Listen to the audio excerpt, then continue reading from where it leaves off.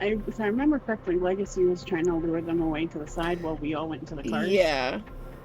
Legacy was Oh. snuck through the doorway and was like trying to make a show of herself to get them over here so that they could try to run for the cars and she could try to just grab onto the last one.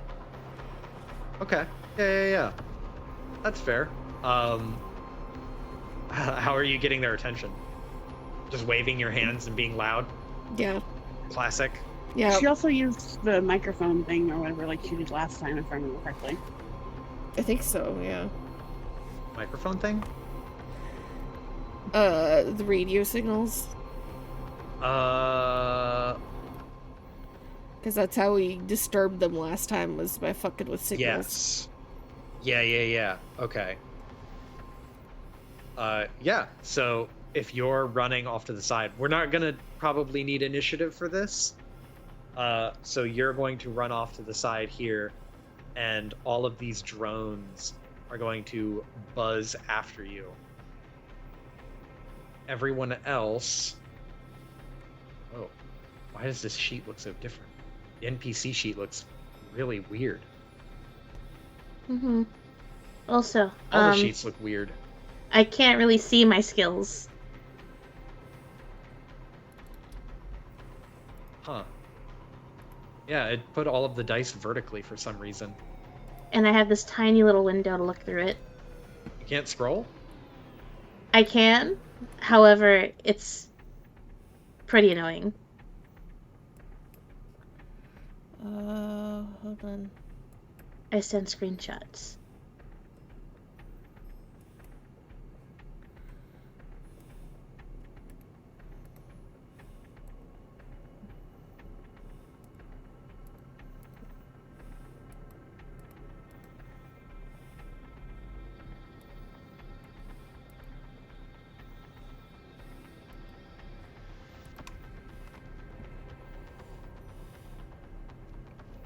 Okay. Sorry.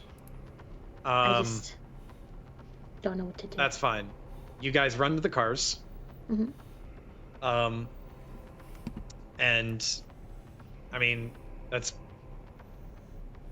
Yeah, you run to the cars, jump in. There's two of them. Who's driving the other one? Was it Marcus or... Last time I believe Legacy was driving. So... Because it Cosmic was... can't drive. Yeah, so Marcus would have to drive. Mm-hmm. Because he's the only other one with the license, and Lockhart is on keep her shit together duty. Yep. Okay. So you charge forward. Marcus rushes to the driver's seat. Then Getty jumps and climbs into the back. Cosmic jumps into the side. Kaya and Lockhart jump into a car. The engines start. And I will need a coordination check from Legacy to jump onto a moving vehicle. It'll be 4 purple. Am I still allowed to use physical dice? Yes. Okay. 4 purple. That's a lot of purple. It'll be fewer purple if they stop. If the car stops?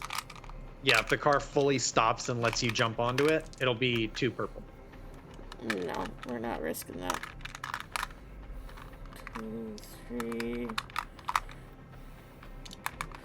I'm digging for the dice. Give me a second. Oh shit, I should use my dice too.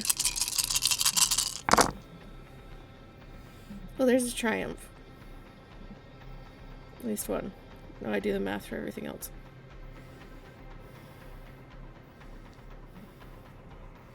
That cancels. That cancels. 2 success, 1 triumph, 2 advantage. Yeah, so you jump on the car. No problem.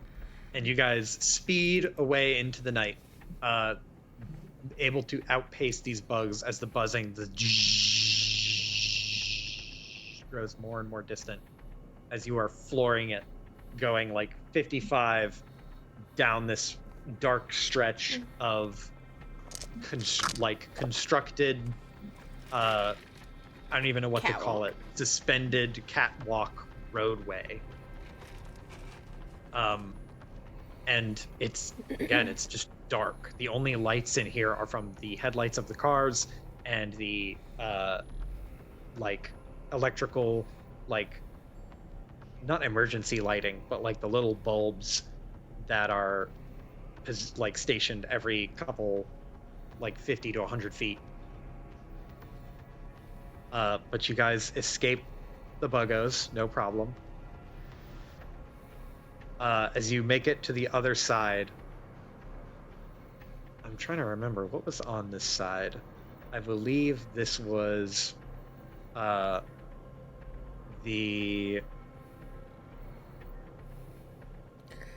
Eventually we're elevator. reaching, the squishy elevator that no longer works.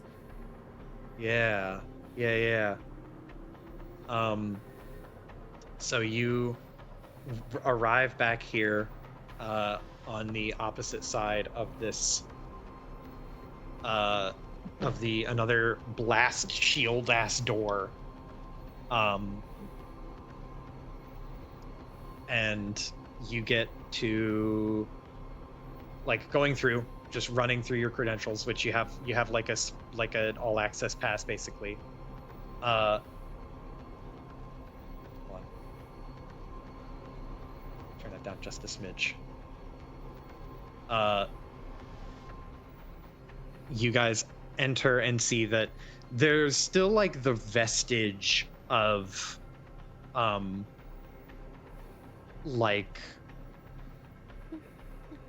bio cyber taint. There are still little elements of it that seem to be present here, but it's slimmer and slimmer and slimmer as you get further and further away from the depths of the station.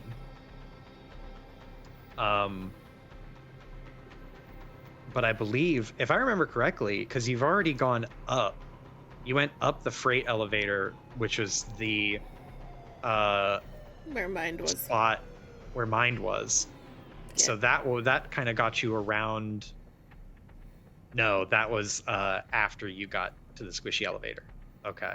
Yeah, so we got to figure out how to get up from here, because our squishy elevator is not going to work. Yep. So you get back to the hallway, all the way to the end where you can see the elevator that has fallen into the abyss.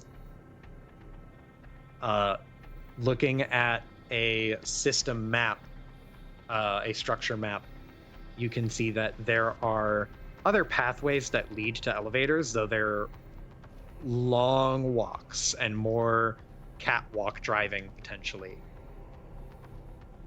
I don't think we really have a choice, though. Mm-hmm. Yeah. Mm-hmm. Okay. It's the discussion starts and Legacy is just staring at it for a second. It's well, I think pretty sure we have to go because Kaya does not want to try rappelling in the elevator shaft.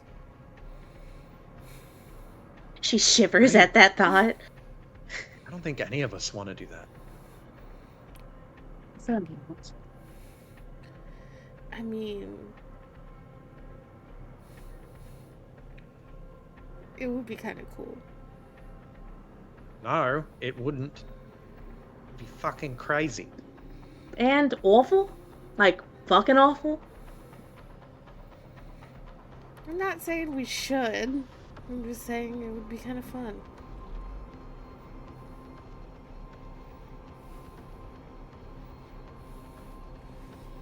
The fuck is wrong with you?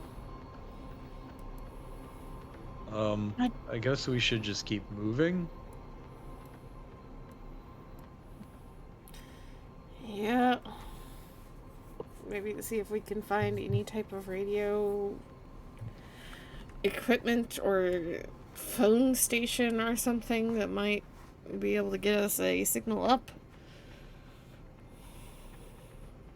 Yeah, as you walk down the hallways and go down a perpendicular adjoining hall that leads to another block, you can see that there is an emergency phone contact system.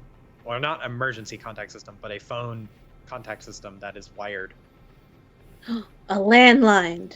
Yep. Holy shit, a relic. Can't believe those still exist. The only way they work in this deep of like a fucking steel entrapment is if you just have a hard ass cable that goes from one to the other. Legacy picks Oh up God, the the receiver. Is maintenance. there a dial tone? There is. You get the.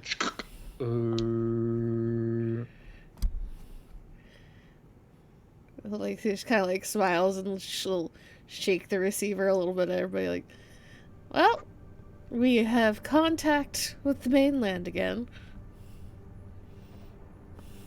You get like, finally, hey, oh thank God. Thank fuck.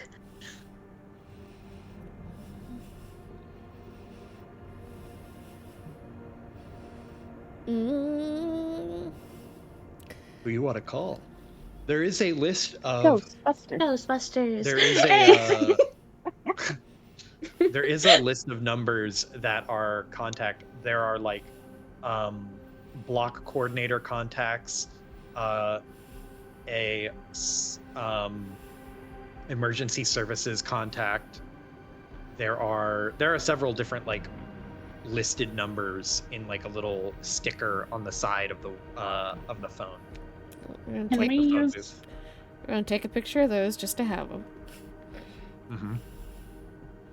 Can we use the lines to call like a cellular phone, or is it specifically tied to the grid? These can dial out, but the signal gets really choppy depending on who you're trying to call. Okay. But you can dial out. There's like a *7. There's like a *76 that allows you to dial out of this landline connection. Okay. Well, Talma was in charge of the other group, but we had Mm-hmm. what was it, JJ and Voluska kind of coordinating Floating. in the middle. Yep. I guess we'll try a JJ because he'll be able to transfer information better, I imagine. Okay. You call JJ after a pause of like the. You get the answer of, hello? And he What is lives. this? Whoa. Hey, where are you guys? Deep in the bowels of what the fuck is this? The energy station? Yeah, it's one of the energy blocks. The power grid. Do you know which power grid you're in? I'm assuming it was the same one that we started in, just at the bottom. Yeah. Is there a sign that says like you're on blank floor? You are here. Yes, and in the phone booth, it is R27. Is your specific location in the block? She'll rattle that off. There's a lot here, man. Okay. Are Can the you get others back up to us? alive? The others, I haven't heard from them, but I figure if I saw something on the news, we would know. Haven't seen anything yet. Oh boy. Okay. Yeah,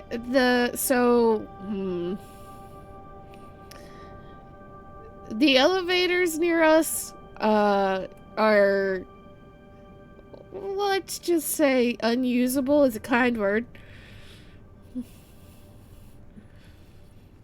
We're trying to find some others, but it's gonna take us a hot second. Okay, what do you want me to do? Circle around? Yeah, that would be a start. Start trying to see if you could ping the others too. I'll reach out to them. And She kind of looks around. The tell Veloska we're not dead. We're not emergency, but we are gonna need some help. You hear him, okay. You lean back and you hear, I need help. Some help. Not a lot of help. You hear just, we'll be there soon.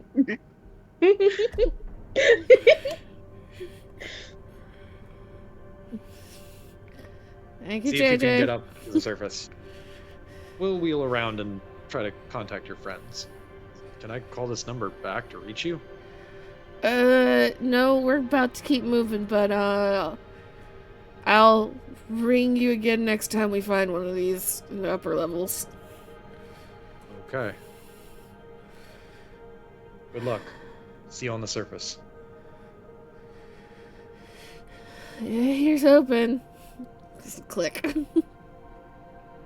Well, this is kind of happy.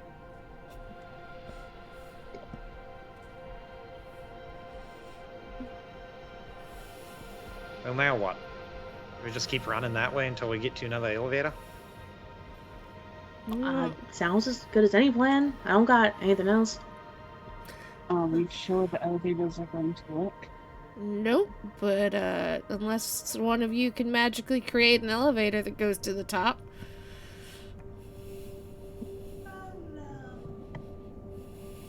See a flat look. I heard a Claire with a kitty. Yeah. Aww.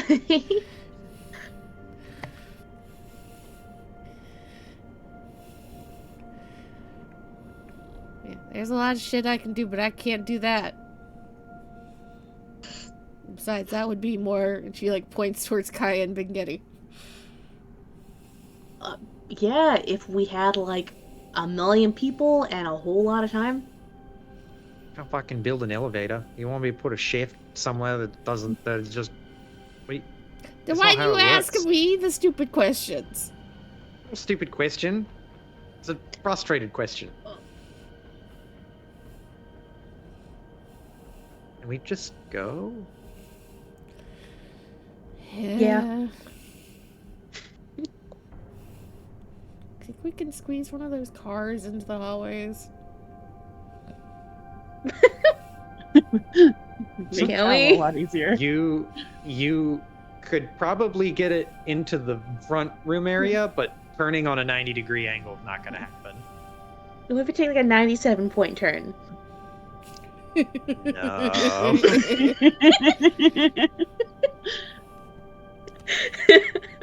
I tried, guys. I tried.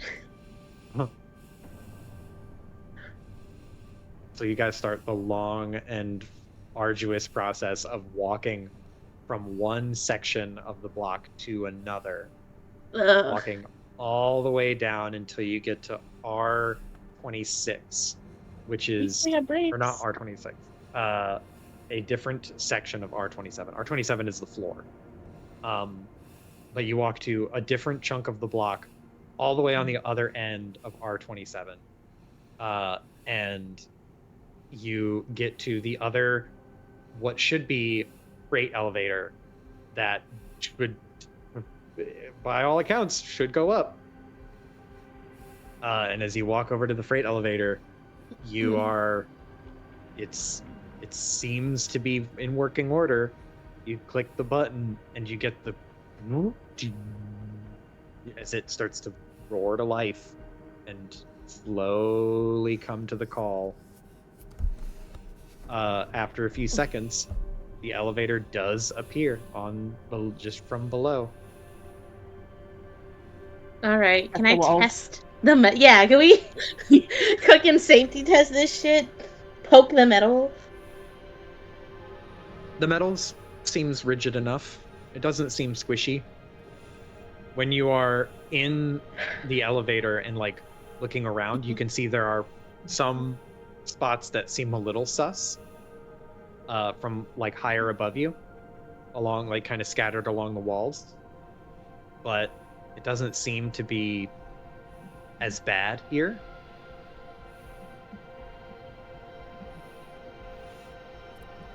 Kai and Lockhart just sit there, like, poking the floor of the elevator before stepping on. Like, as he, like, touches a toe, jumps. Oh my fucking god. Can I catch her? Like midair? If you're examining the elevator, you wouldn't see this happen. Fuck. Not even if it had mom instincts? No. Damn. This is gremlin behavior. Fuck. Maybe, or perhaps we should stop at each floor to make sure it's safe. It'll be slower, but safer. No, I mean, the other elevator was fine until we hit a certain, what do you want to call it, percentage of flesh? I don't like that. I hate that. Don't fucking say that. So, I mean, as long as we keep an eye on she just, like, gestures around the walls. If they get too bad, then we definitely need to stop, but I don't know about y'all, but I don't really care if the hallways beyond are fucked up right now.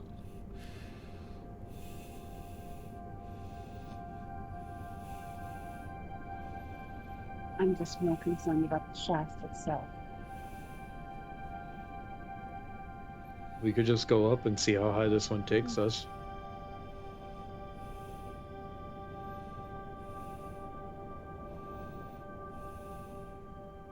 Yeah, I don't see why not. The higher it gets, the easier it'll be to leave. Theoretically, yep. Let's go up. We don't have anything to lose but time.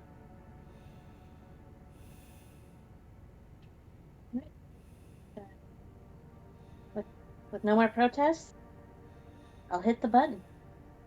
Okay. You hit the button, the door closes behind you, and the elevator roars to life and starts slowly climbing back up the shaft. Little by little, beat by beat, you slowly ascend through the many floors.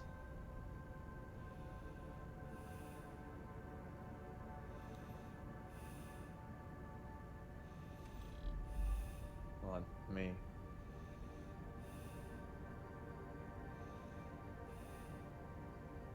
get all this out of here. There. You're all just floating in cyberspace.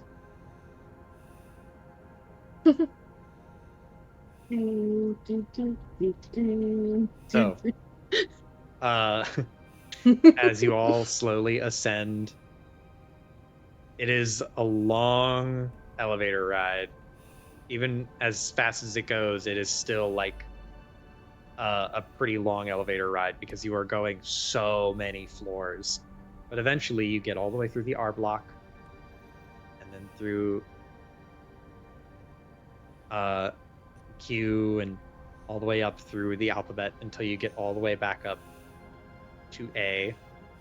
And you do not run into any issues.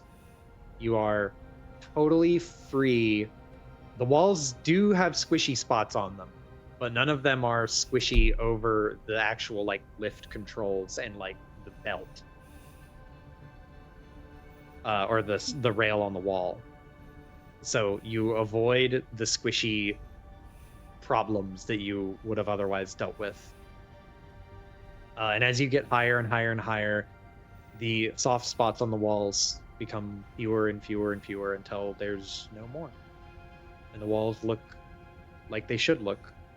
They're solid and just cold steel. Nothing unusual. And eventually you reach all the way to the top. All the way to A. And as the door opens, you are greeted with a warehouse, which... let me see...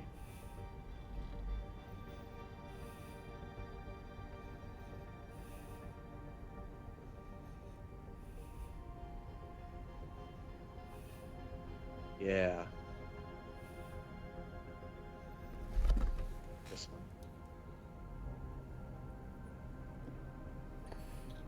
a different warehouse, but a warehouse nonetheless.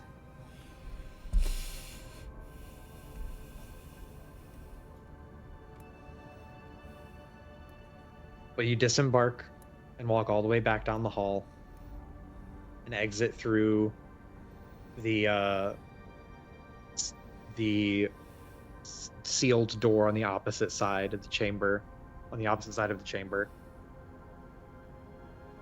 And as you open it, you don't see the two men who were there before. This is a different section of the block, so they are long gone at this point.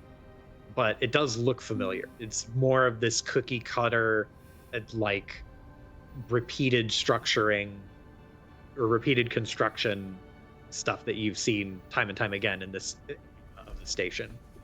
But as you walk back out through the maze of hallways, you find yourselves back here. Just way down the side.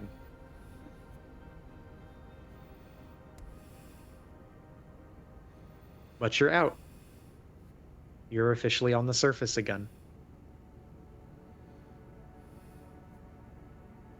As you breach and get out of the get to the surface, then Getty like walks out and throws his hands up and just goes, "Oh God, it's fresh air, but not really." The wonderful smell, burning smell of coolant at the back of your throat. Smells better than being clogged in whatever the fuck was wrong with that air down there. You're not wrong. Oh, I'm just glad we're out. Lockhart's gonna pull out her cell phone. Do we have a signal? You do. Gonna call KJ. Actually, no. She's gonna call Valerie. Valerie, she'll pick up. Yes. How are things going on your end? Good. How about yours? We're back to the surface. You can hear an eyebrow raise on the other end of the line. We're all alive. Good. So am I. Mostly unscathed.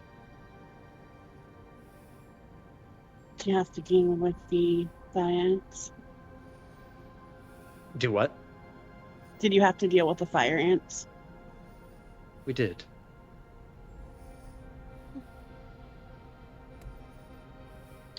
What's that dealt with? Lockhart. I feel like she's talking and like turned away from the party a bit, and she smiles a little.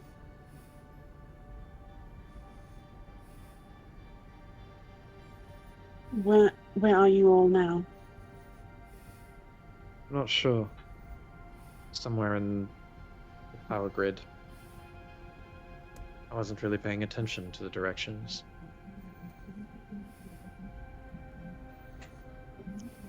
It's not part of your job. There were other pressing things to deal with.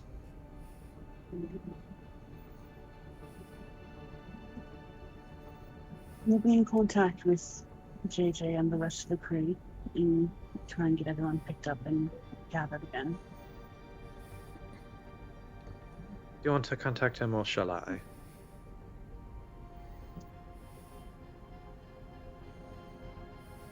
Lockhart will turn and look at the group.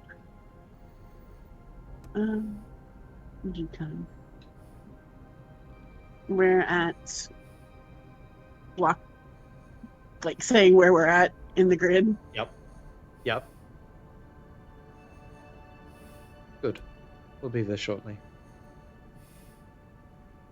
And click. Like, Hang up.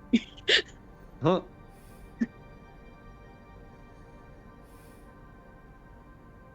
Our ride should be here soon, she says back to the party.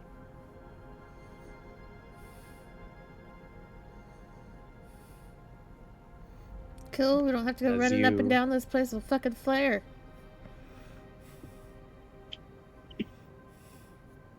I don't think that's a good idea. Cosmic looks at the big vat of coolant. Shouldn't it be cool and not flammable?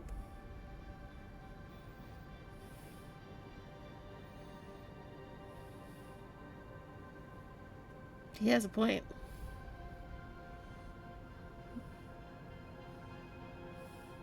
I feel like everyone's turning to Kaya right now. Amy madly Googling. I am Googling. Can coolant catch fire? Yeah. Kaya just looks at him, opens her mouth, closes it, opens it again. Okay, so, like, it's not exactly super flammable, but, like, it still could, like, you know, under... Depends, really. Like, how well is this place maintained? The specifics of it, you know, what kind of formula it is. You know, how long has it been there? Is it contaminated? Do we have a flare? No, but that doesn't mean we can't make one. We'll find Yeah. one. There's one thing that humans are good at, it's making fire. Let's not and say we did.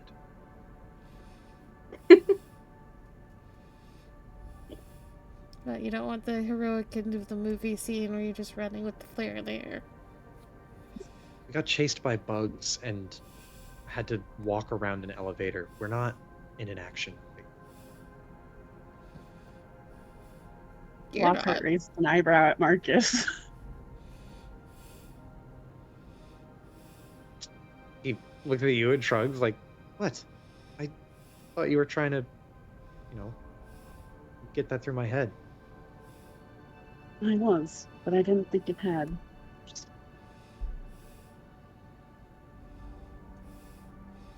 To be fair, getting stabbed several times over does tend to put a damper on things. However, I would argue we are still in an action movie. I backflipped over a fucking psycho robot. Can we choose not to be in an action movie? Like, can we be in a normal one? There's normal movies, right? Yeah, boring movies. Cosmic nods and points at what Legacy said. Well, yeah, you know, movies where everyone lives. Can we be in one like that? I would argue a lot of normal movies people also die. Then Getty under his breath goes, hey, it's not fucking Moneyball. She turns. Her head fucking snaps. Well, yeah, and you watch fucking debates on, like, alien planets? So, yeah, that movie No, had us all watch. It was like a political, like, debate thing. Those are the sequels. The sequels suck. There's more? Facepalm. Lockhart will lean closer to Legacy and just be like, I think she'd like Fast and Furious. I would say yes up until the cars start exploding.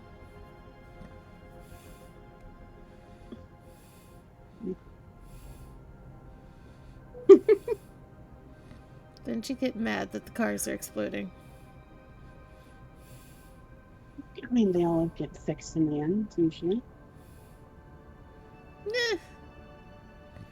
I mean, you can try. Might want to ply her with some beer first.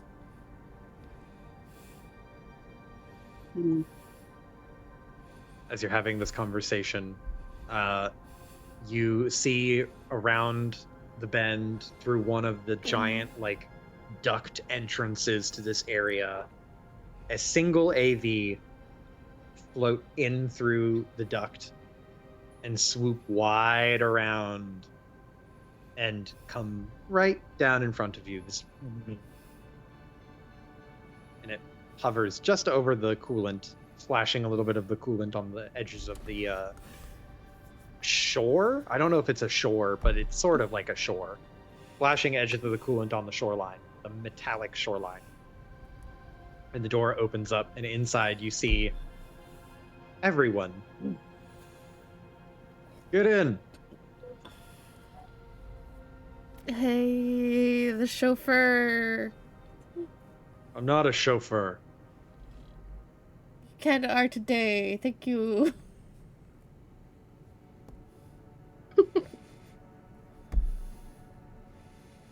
All right. Let's get everyone inside. Usher in. As you Usher all in. Mm-hmm. pile in. Oh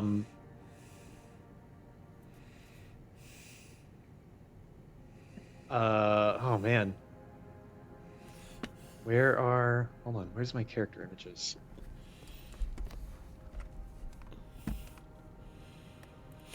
Where are my NPC images? Am I crazy? I see him. Oh, it's Yeah. all under character images. Okay. That makes sense. I got you now.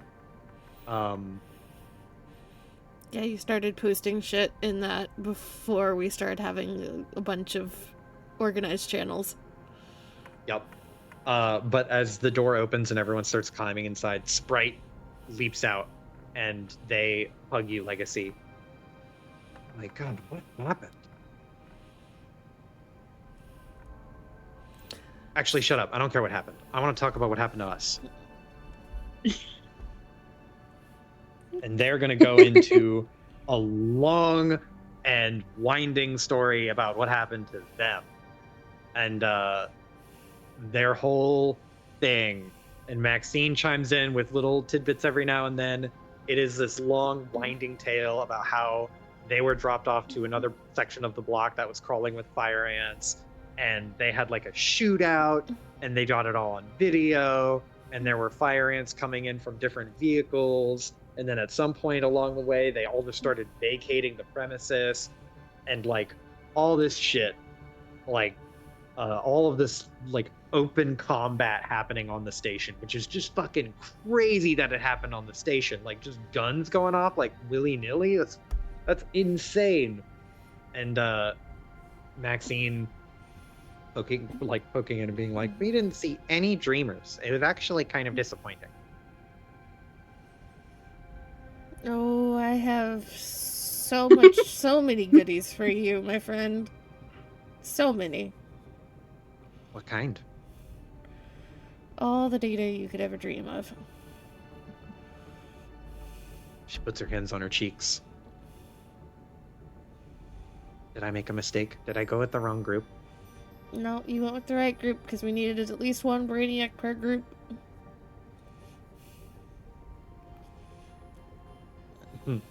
She looks a little appeased at that, but still a little bit sad.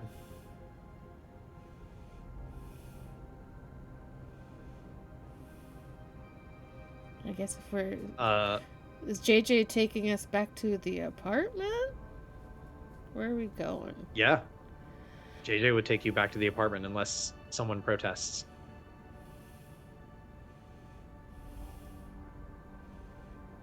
Guess. HQ.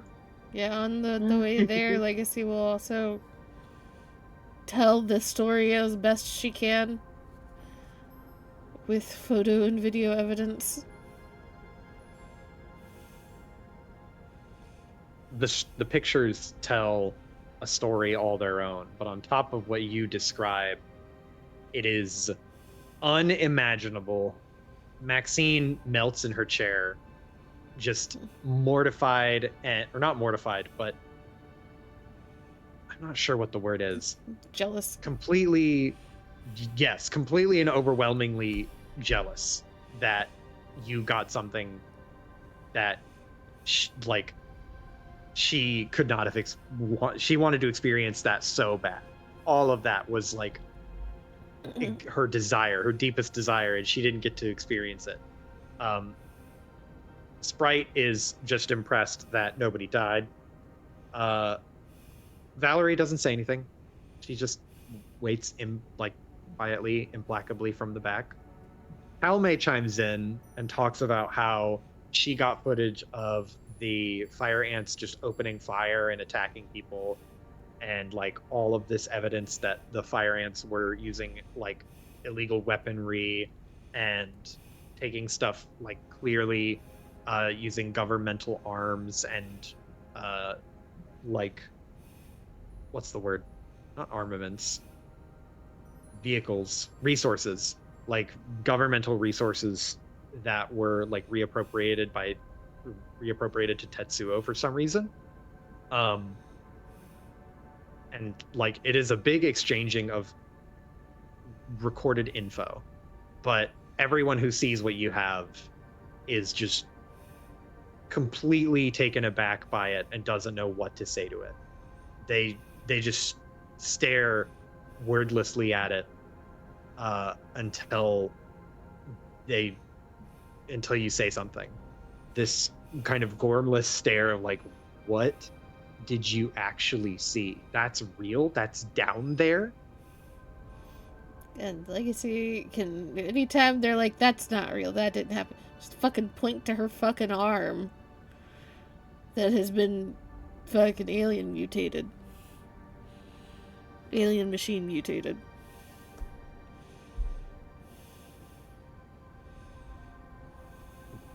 Maxine will lean in and be like, so did this hurt? It looks like it really hurt. It hurt a lot. It still kind of hurts just a little bit, but I think that's just because it's new. It's actually quite alarming how well this seam flows from your cyberware directly into your flesh. And you don't have to worry about bending your arm. It seems like it just flows with it. That's really weird, but kind of neat. Can I take this out of you? I doubt that that's an option anymore. But if I could, would you let me? The three of you, and she points to Maxine, Bengetti, and Marcus, have all the freedom to figure out what the fuck is going on with this arm once we get everything else settled.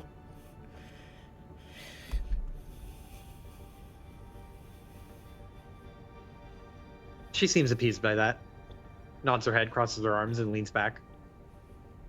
Marcus will lean over and take you by the waist, Legacy, and just be like, please don't harvest my girlfriend.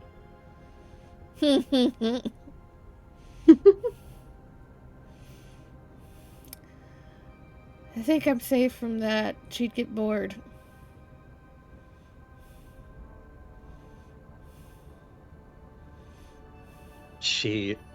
Marcus just shakes his head. I am not going to take any more chances with you. Last time I let you out of my sight, you got stabbed through the stomach and nearly died.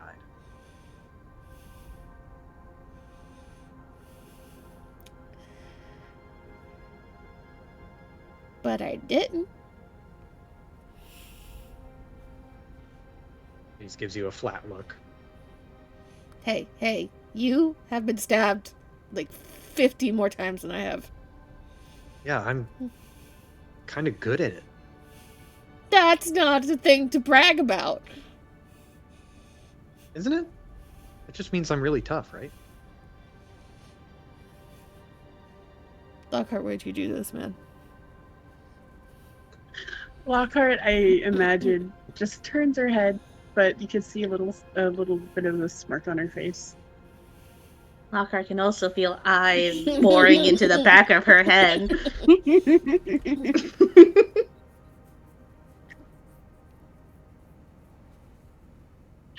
Lockhart frowns a little, but ignores it. Hell hath no fury like a healer to their tank.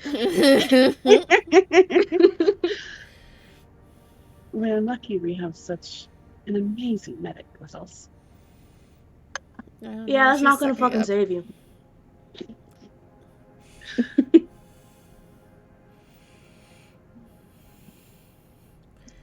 I didn't hear what Legacy said. Now she's sucking up. Yeah. Too fucking late.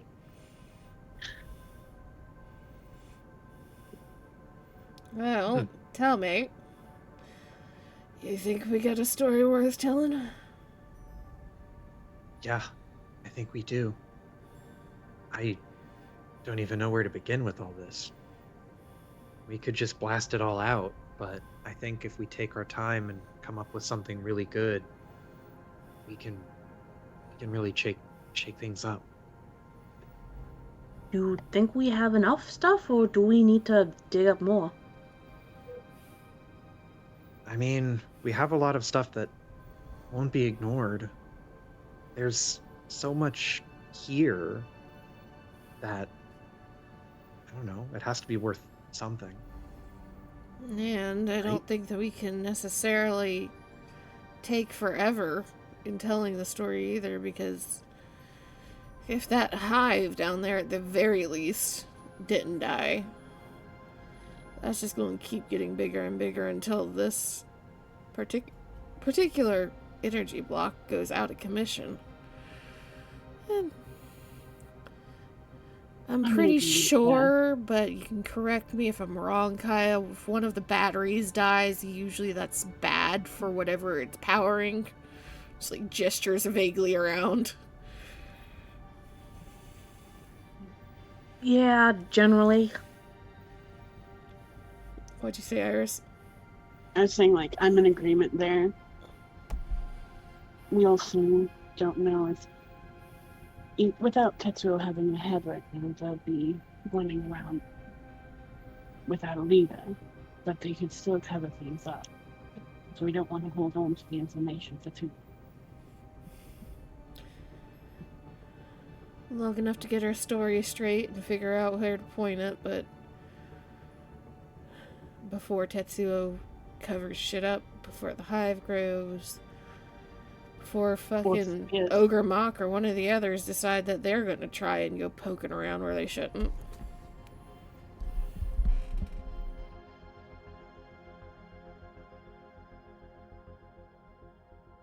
Kame thinks about it. And she nods her head and says, "Let me put some stuff together.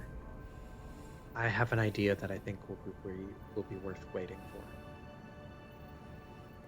Give me just a few days. If you want to leak everything online, then go for it. But I have an idea that'll really sell it."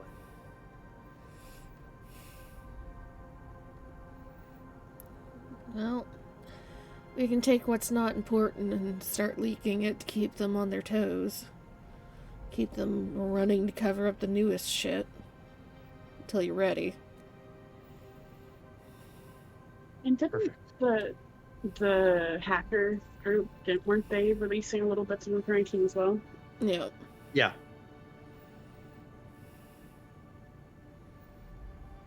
Because Legacy opened up the back door to, like, everything Tetsuo had. Mm-hmm.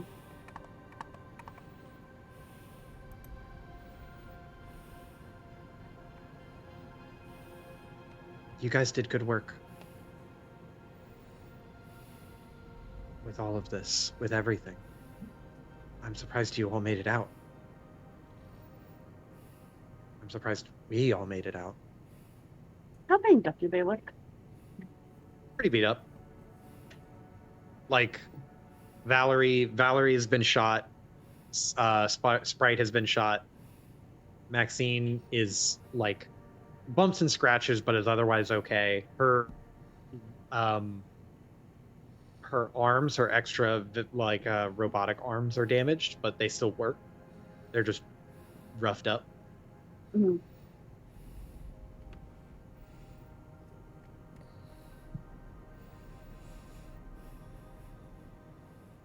According to some people here, they're just super tough.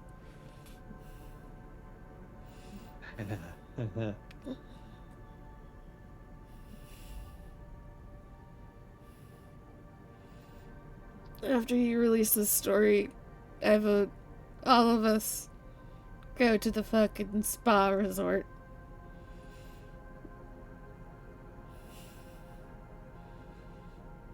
Is there even think one that's a great here? idea. There is a spa here. Huh. Tell me there's all these rich assholes and they wouldn't make a spa resort. You know what? Fair enough.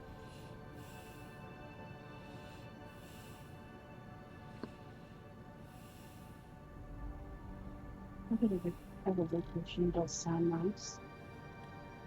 What'd you say? A bit of a vacation does sound nice.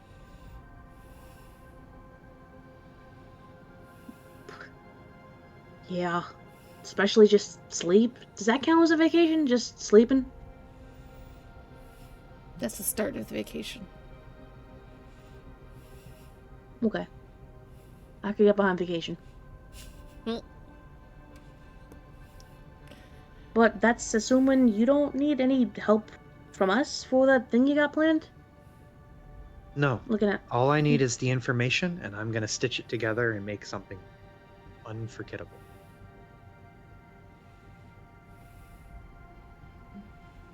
Okay.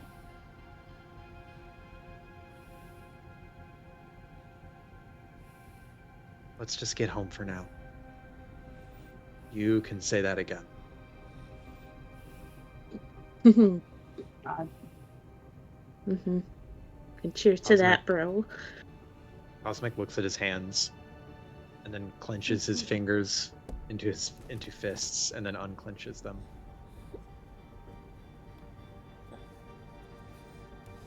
I think Lacey will look over and kind of notice and tilt her head a little bit. Reach out, just kind of like grab one of his forearms, give it a squeeze. You did what you had to.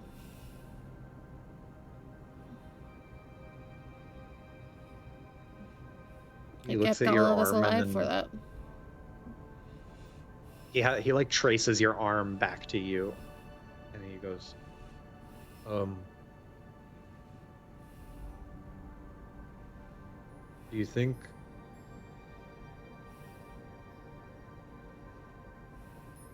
I don't know, I'm a bad person? Do you think all of us are? Shakes his head. We've done worse shit than you have.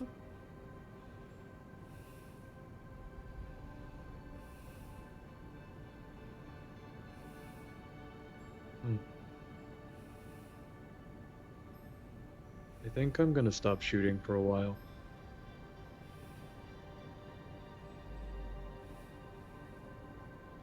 Should give his arm a pat and nod. That is a fair choice. And if Lindis really is back, well, you get to play dance games with her. At that, he smiles.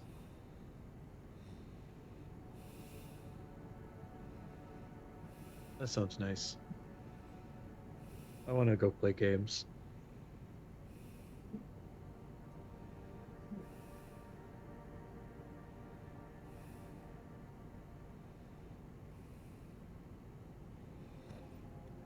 So, you know, if you ever want to get back into shooting, with what you're doing, you could fucking win the sport shooting. Maybe. He looks at his hands again, then he'll clench and unclench his fingers. Then he'll pull his fingers in and ball them up into fists, and then put his hands down and just kind of like sit with himself for a second. Maybe. And he'll look to you, Legacy, and he will smile. Just like a normal, wholesome, cosmic smile. Oh, the baby. Aww. My heart. So sweet. Mm-hmm.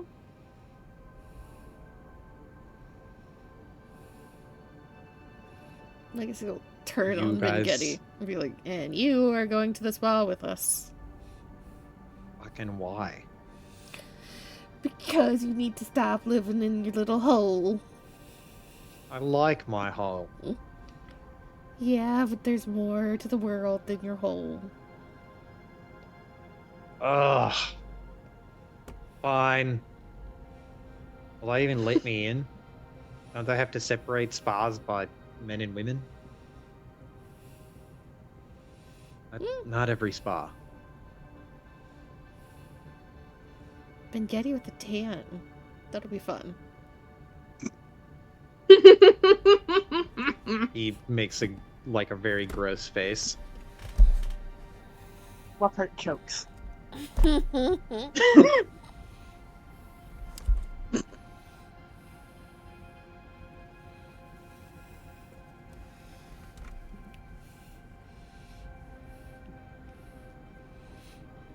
We go home. Okay. You guys go home. You fly on the ship back to your apartment. When you get back there, the Larrys are elated to see you. Oh my god, dude. It's so nice seeing them. Mm-hmm. All of them are over the moon to see you, and they all clamber around and try to vie for your attention.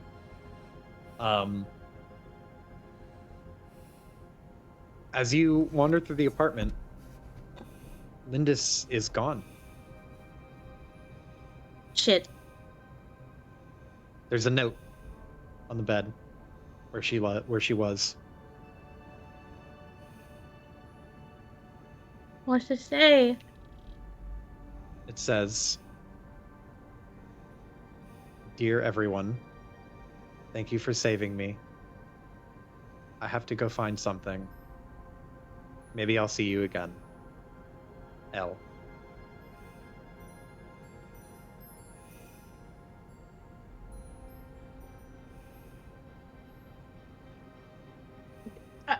I'm calling this bitch. Just gonna call her cell phone number? Yeah. Fucking, what the fuck you mean no goodbye? Okay. You don't get an answer. Fair enough about what I expected, but she still tries. That's fair. You can't. You won't know until you try. And you're right. You're right.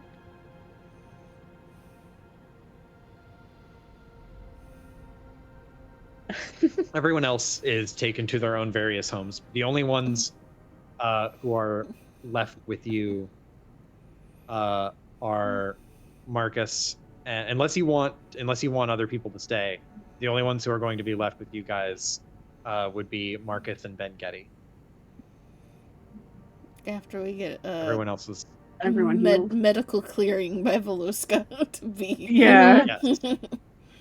Veloska will stitch up any sore wounds or anything, just to make sure that everyone is totally patched up as best as they can be. There is a minimum level of suffering you all have to endure by virtue of waiting for yourself to get better.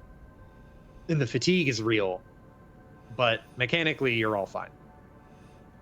I'm pretty sure everybody in the apartment is going to sleep for 24 hours, so. Oh, yeah. Definitely gonna just once over make sure all wounds are secure and good for the night. And then I am going to make sure all of my children are accounted for. Stay awake exactly long enough to order 5 pizzas so that there is pizza to eat. Oh, that's such a good idea. And so nobody has to cook as they are sleeping and recuperating. It's what time? It's late as fuck o'clock? Yeah, it's by the time you guys get out, it's 11 p.m. Yeah. What is the pizza place that's left open good? Doesn't matter. Oh yeah. Yeah, it's still good? Yeah. Hell yeah. It's the stoner pizza place. Yeah, it is. But they make good pizza because they make it for stoners. Yeah, they don't skimp on quality. But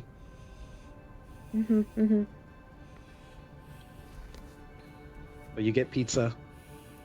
Everyone winds down. Oh, hold on. What am I doing?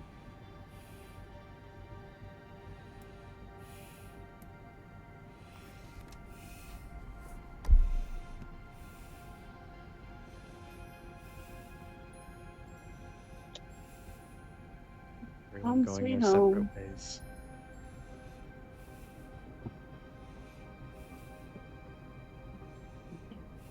Everyone presumed their places, because we all crashed here the night before, right? Yep. I guess if Lindis is not here, Bengetti gets Lindis's room. Would he care? Not really. He wouldn't care. Yeah. He's getting a bed. It's an upgrade from the couch. Mm-hmm.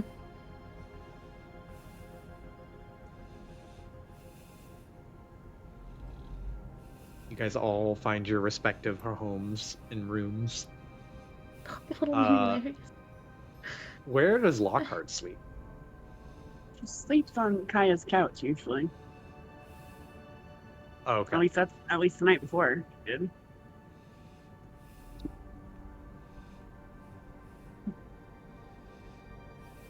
Are you having issues, Amy? Let me. I'll figure it out. Fuck. I did it. Fuck, no, I didn't. You know what? Fuck it. We're all going to bed.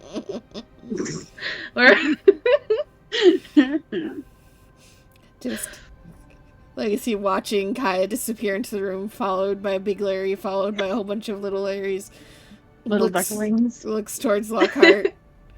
So, are you adopting all the stepchildren? They're not my kids. You tell her that.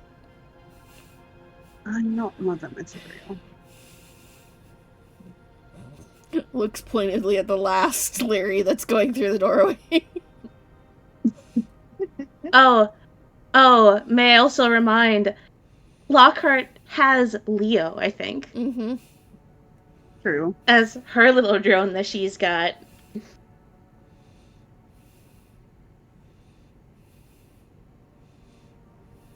She has her own one. I think she'll take Leo off, because he's like a brooch or whatever, right? Mm-hmm. Takes him off, sets him down by the door gently. So he can go in with everyone else. Flies in. Yeah, you're adopting the stepchildren. Slight eye roll. But she'll make her way also to the room, because it is nap time. It is so nap time.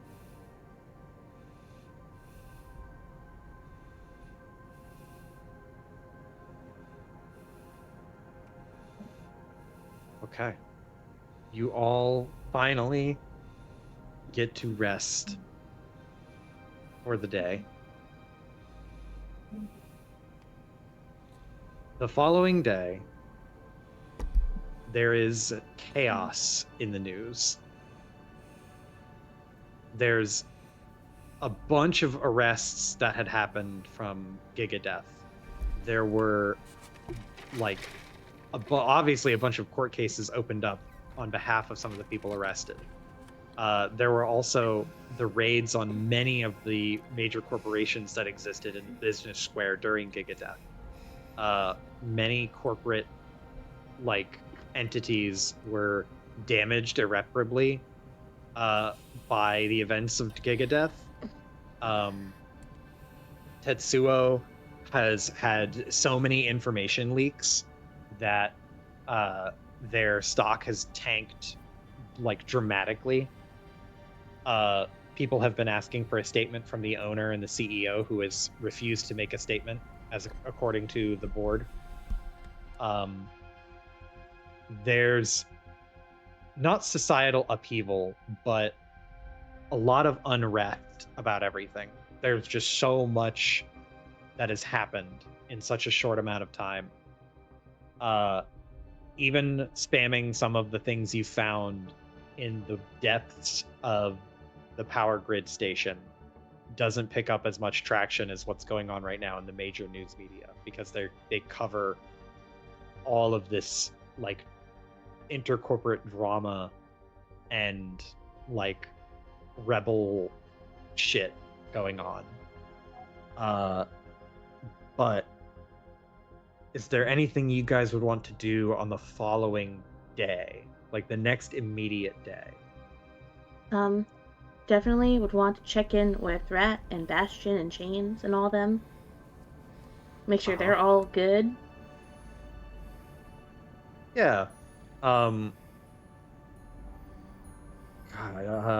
trying to remember the voices I did for any of these characters. It's been a long time. It's okay. Yeah.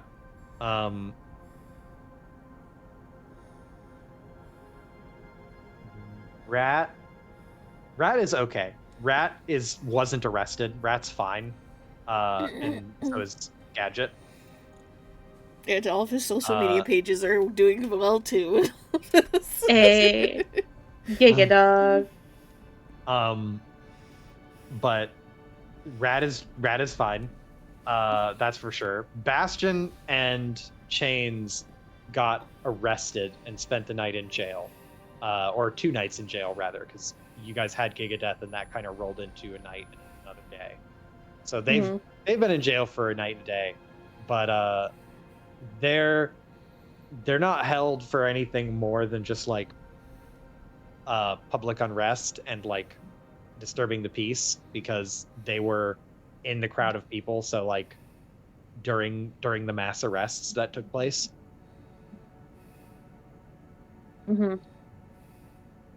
Ain't nothing gonna stick. Don't worry about us. Well, that's good. Sorry for not reaching out to you sooner. Things kind of got crazy. You got important shit to do. I understand. Well, yeah, but maybe someday you'll tell me what it is. You know, one day, and maybe you'll believe me. Maybe.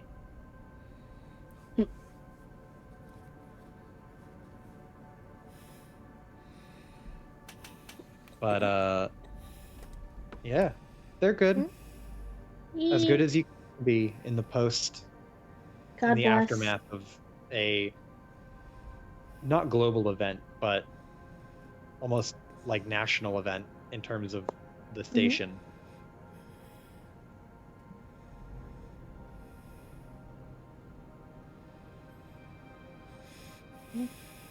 If there's nothing else you guys would do in the immediate aftermath, as like the world kind of comes down from this chaos,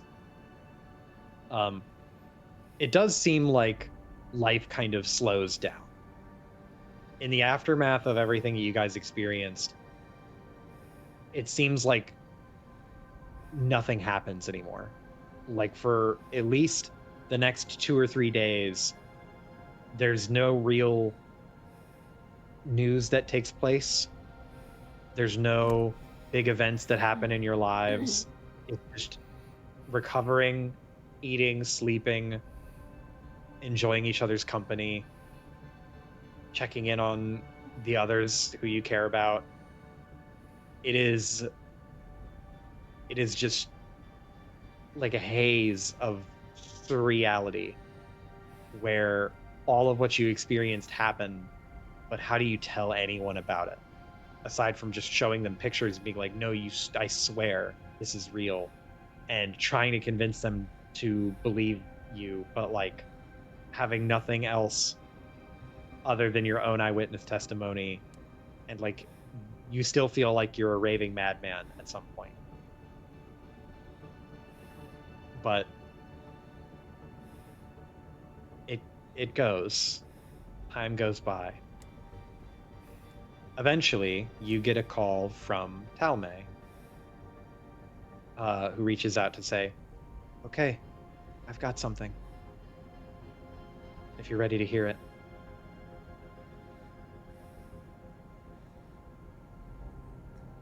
I guess invite her over to share what she has. She comes over, and she has a simple thumb drive that she will pop into a computer and bring up a video that she has made, all of which is using footage from Gigadeath and footage from archival like pieces of video that you guys stole, or video that you guys took, images that you guys took, publicly available images that kind of reinforce the point. It is a montage. It is a long montage. And it starts with Talmay basically opening and saying, in 1967, 20-year-old Joseph Diego and 22-year-old Johann Ben Getty discovered something. And she talks about how they together in the 60s discovered some way to quantify and calculate out human consciousness. They theorized it, and they were able to build something up to it. In the 1980s, they made their first prototype. As they hit their 40th birthdays, they discovered how to duplicate and alter consciousness as we know it. They used this technology to run experiments on several people who were, at the time, willing participants. The experiments quickly got out of hand. Johann got cold feet, and it seemed that he wanted out of the experiments. In 1987, exactly 20 years after, Johann Ben Getty killed himself. The following years, Joseph Diego went quiet, kind of becoming a recluse, solidifying his position as one of the most dominant CEOs in the country, if not in the world. He started buying up other megacorps in various industries, biochemical industries,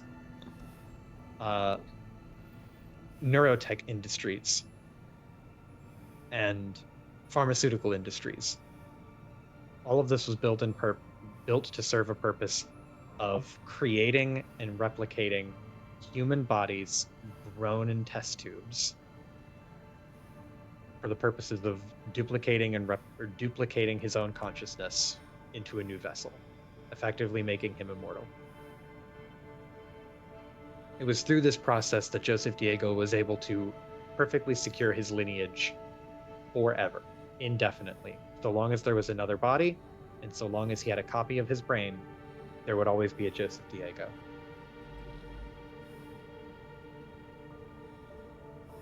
In 2050 was when the station started being built. In 2050, after the Third Corporate War, Joseph Diego decided that it would be better to leave the planet to continue his experimentations. He invested a large portion of his money into building Grand Cross.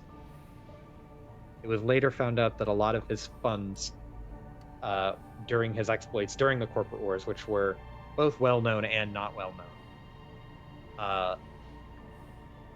were key in getting Grand Cross off the ground. His involvement in the Corporate Wars was assumed but unprovable until now. And then there's flashes on the screen of all of the stuff that you found that talks about him buying chemicals and using chemical weapons during the Corporate Wars, and like all of this money that went towards this cause. Then it talks about how Joseph Diego continued his like rampant technological and fiscal growth in pursuing other corporations for the express purpose of harvesting more technology. It was believed that as a consequence of the experimentation with human consciousness, Joseph Diego and Johann Ben Getty inadvertently created something that was beyond human reckoning. This creature that they created was given name, and they called it the Observer. Observer was the first of its kind. Several other iterations of this sort of creature would be made in later years, each one an attempt to create and approximate a better version of the previous. It's unclear exactly what the goal was for each iteration, what they were working towards, but one thing is clear, and it is that these creatures are alive, and they are supernatural. They exceed the bounds of our reality and eclipse our understanding as humans, and they're out there.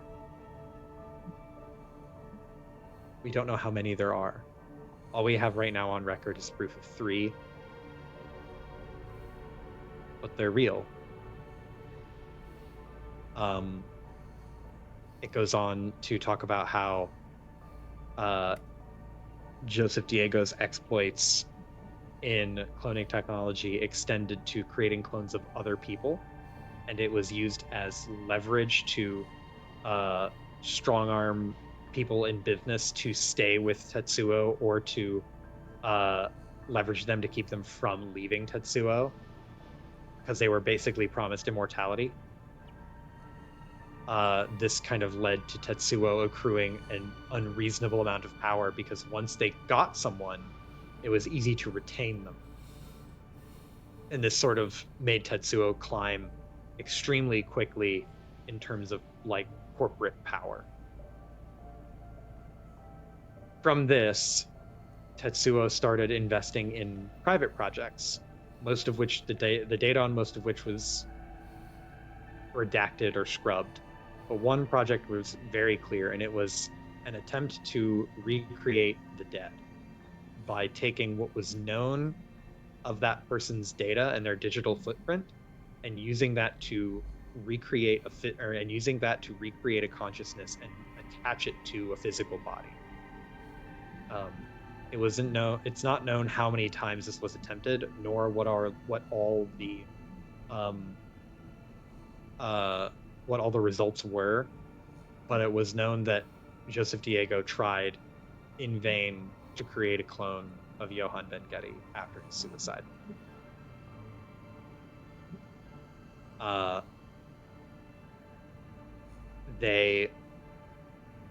Then Joseph Diego's exploits kind of become a little bit more frantic as the involvement of Yuval comes into play, talking about finding the Observer and him having lost track of it for some reason, and the mad scramble to get it back. The explosion downtown in Sishin Ward being a direct result of the creature, and how all of that was handled by a group of like plucky nobodies plucky at the time nobodies who later proved to be quite the exceptional group of people. It details out the highway event that where Joseph Diego died in a terrorist attack, which was a coordinated assault from an unknown group of people, probably predicated on the fact that they knew he was up to something.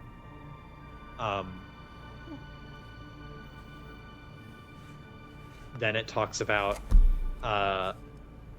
the pre-Gigadeath event and all of that leading up to Gigadeath. And then from there, it talks about the raid on Tetsuo and all of the data leaks that were found therein, which is where all of the sources of this information came from. And it mentions there is an active back door in Tetsuo right now that is leaking data as we speak.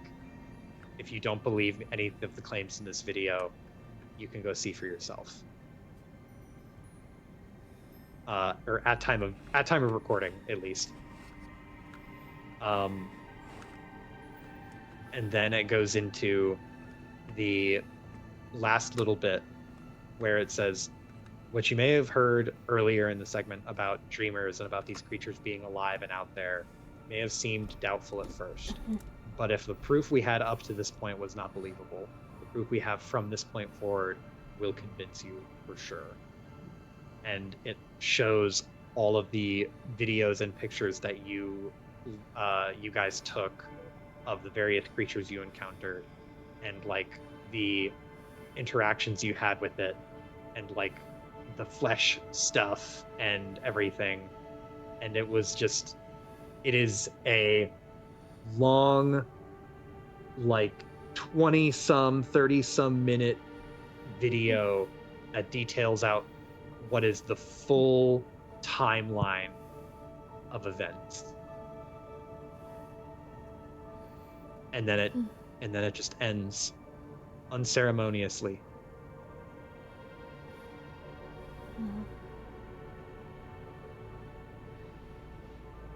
Talmay kind of shrugs. I didn't know how to end it. I don't know what to say to end it.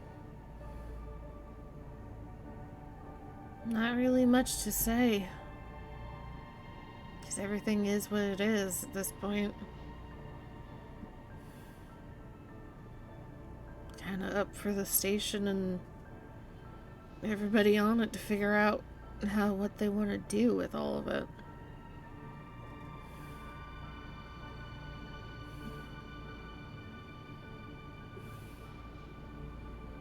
I'm worried that if we don't come up with something, then nothing will change.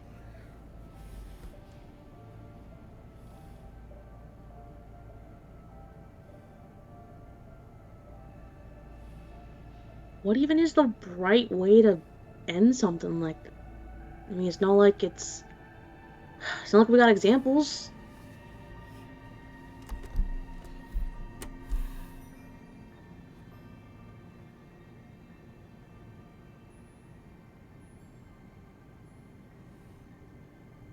It's not as if we could go back.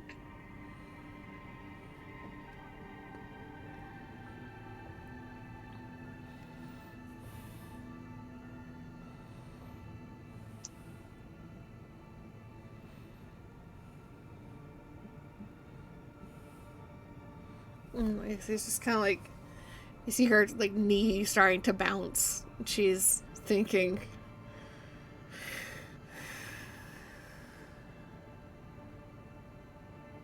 Honestly, the examples of what to do is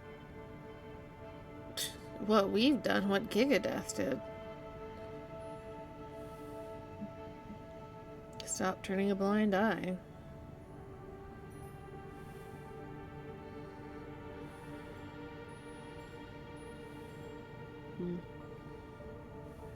How do we convince millions of people to do that? Most of them aren't gonna believe any of this. Not everyone would be willing to risk their lives to see that. Yeah, but if you have a whole bunch of people that are willing to act, not everybody has to risk their lives. Yeah, a bunch of people ended up in jail off of Gigadeath, but most of them are just walking home right now.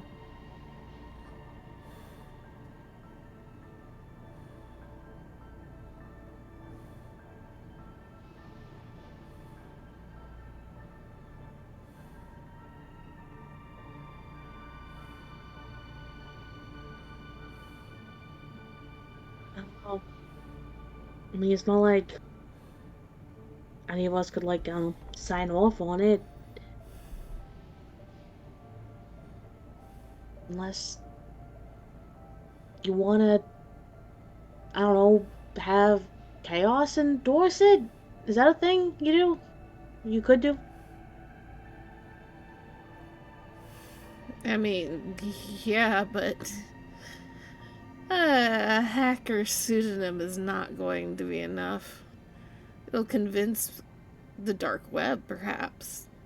Have enough pull there, but most people will see Chaos listed and Think of the last time I made their paychecks a little late by fucking up the company they work for.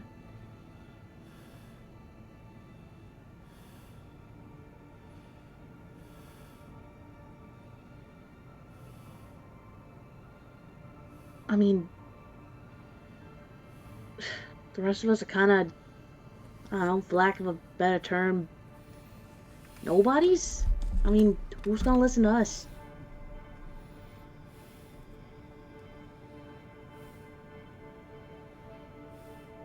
Have you had any luck contacting Lindis?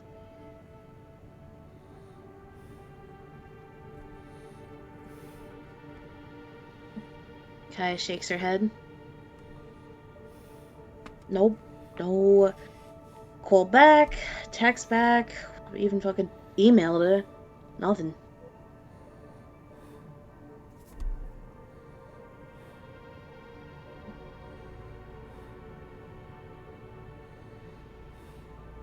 Mm.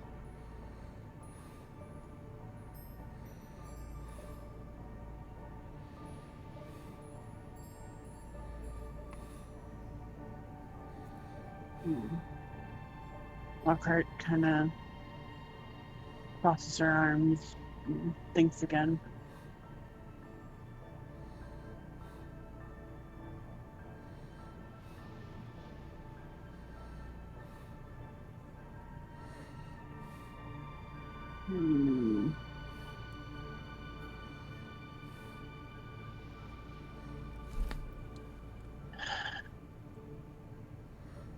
Who is here currently? It's just Talme? Talme and Marcus. Okay.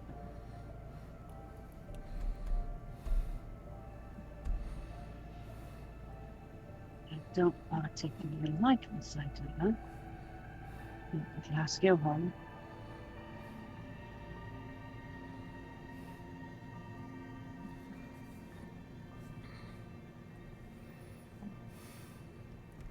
If we put any of That's our a- real names on anything, then that's gonna be a lifetime of media attention. And they will want to conduct experiments on him. Put it lightly. Hence why I'm not particularly keen on it.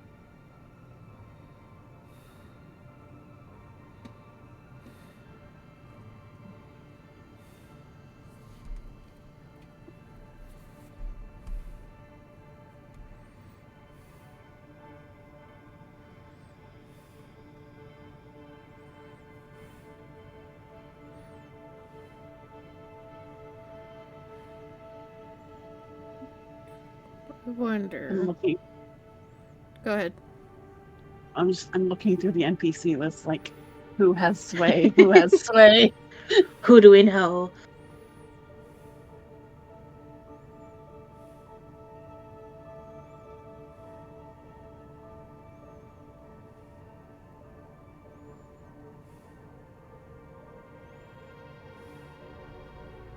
There's not really anyone you know with a huge amount of public sway. The biggest would probably be Talme, followed closely by Cosmic Lindis and Lindis. and Cosmic. Mm-hmm.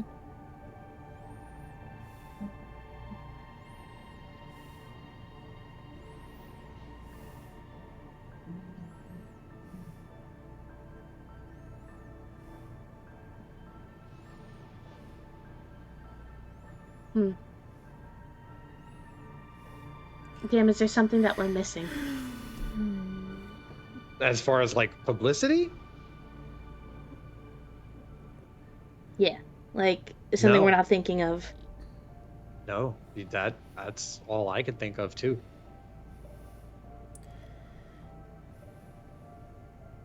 I think Legacy will kind of has gotten up and has started pacing a little bit and is thinking.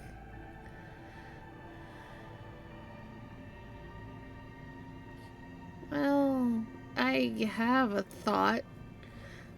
It might be stupid, but it's a thought.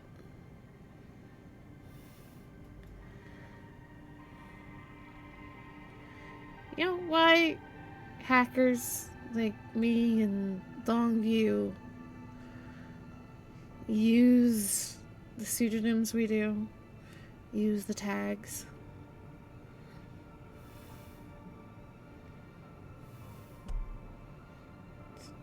Both so we can't get caught, but also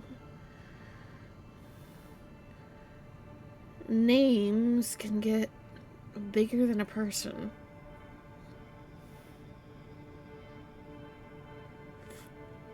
People just knew what I did as Chaos was Legacy Hungstrom. Some chick from the Earth side. It's easier to dismiss than Chaos.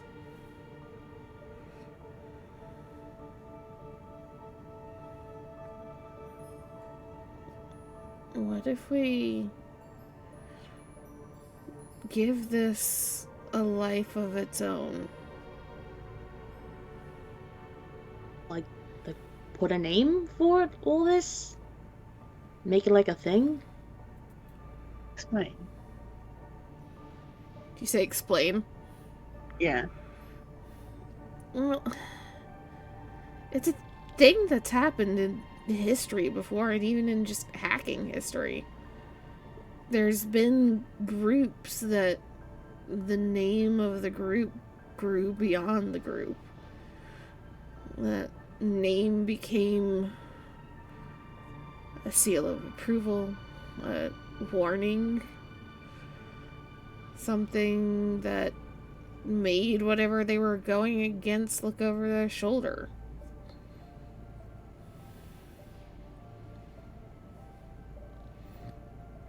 If we can throw a couple of names behind this, I can throw Chaos behind it, but show that there's a group that's actually putting a stamp of approval on it and keeping an eye on everything. Might make people feel like they have enough backing to act, and those that are gonna make bad decisions think twice about it. I mean, If nothing else, maybe you could spread it. And not just me, though. Yeah, Chaos is a name that could be thrown behind it. Longview might be willing. But we have a previous employee of the company, a union representative, bodyguard to some of the richest families on the station, from what I understand. And she looks towards Talmay. I don't want to say social media reporter, but somebody that knows the news and knows what is and isn't going on. You think about all of the people that we could ask, not necessarily to put their names behind it, but to imply being behind it. That's a whole lot of people that we each individually represent.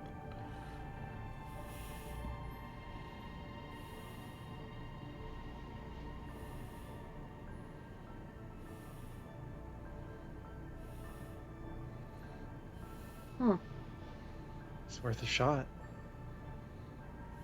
We have to try something.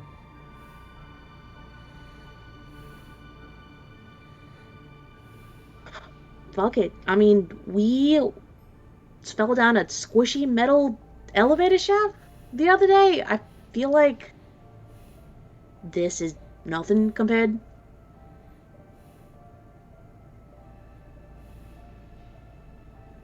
So what? We do a few interviews with our faces laid out.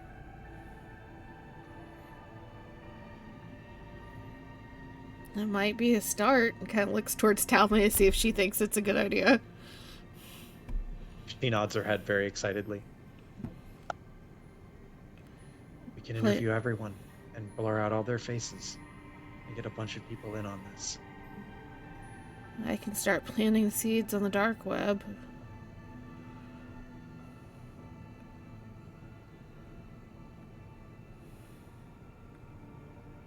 Well, shit, guess we're really doing this. I mean, if you don't want to, but... No, it's the best thing. Plus, I'm gonna see this out with all of you. No point in not finishing what we started. We'll see it through. All of us. And Marcus will stand up and put his arm around Legacy. Together.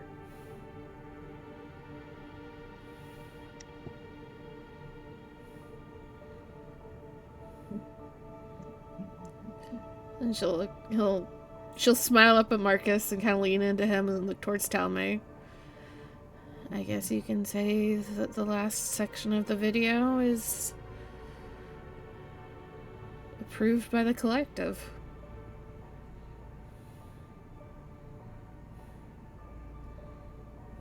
Talmay smiles.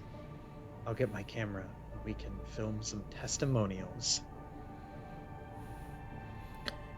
And I will reach out to Longview and see just how many places we can put this video up at one time.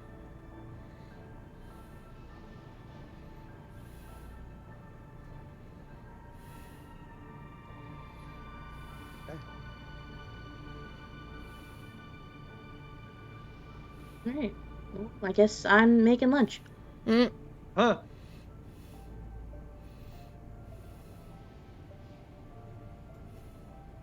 It's gonna be a long day.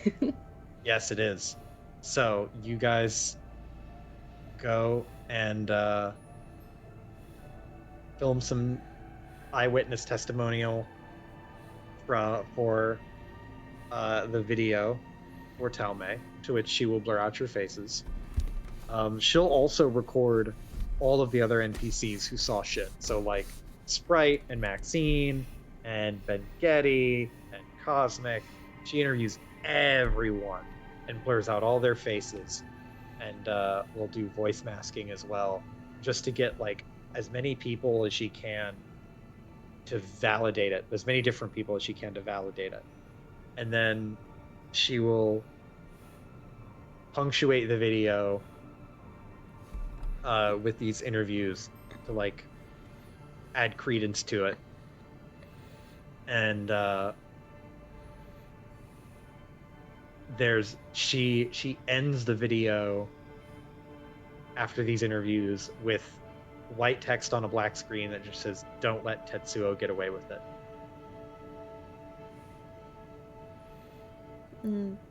Legacy. She'll push that video out. Legacy will try with whatever Talmay thinks is best. We'll also like make a point to have the full interviews posted out on the dark web. Mm-hmm. And also, if he would be so willing, given everything that's going on, get with Longview, and if there is some place like fucking Times Square, start putting that shit up there for as long as it can be done.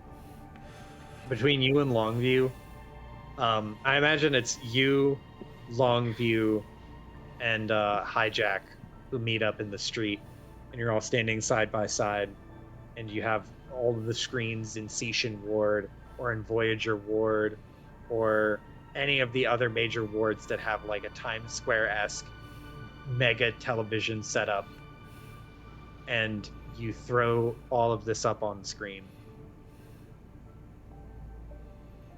Every screen fills with these interviews and fills with this video. Did you ever see the I'll post it later, it doesn't matter. But all these screens fill with this video.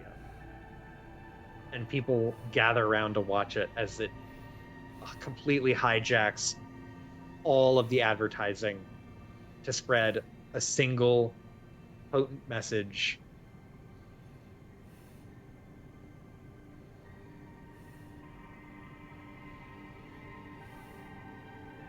Tetsuo's reputation is utterly destroyed after this.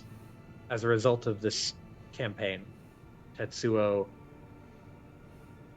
the stock tanks to a ludicrous degree. There is no more CEO, so they cannot avoid any sort of... They keep avoiding the question, but eventually it comes out that the CEO is gone missing. Everyone thinks he fled to another country. People start questioning whether Joseph Diego is, like, was even real, or if it was all like a psyop.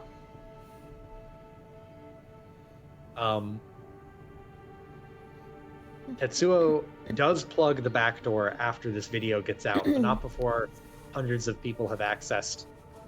Hundreds of thousands of people have already accessed it, and on top of that, like, stolen more data than what was even in the video. Bunch of intrepid hackers hacking even deeper while they can. Mm-hmm.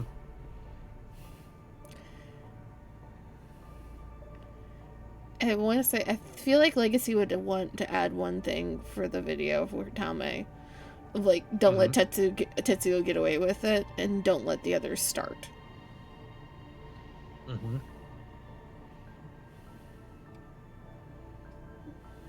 Okay.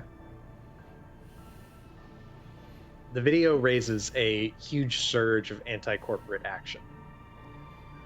And, well, I mean, I guess we're in the denouement, sorta. As everyone is watching this video and, like, action is taking place and lives are changing, corporations are buckling under the weight of social strain. Tetsuo, over the next few years, is dissolved.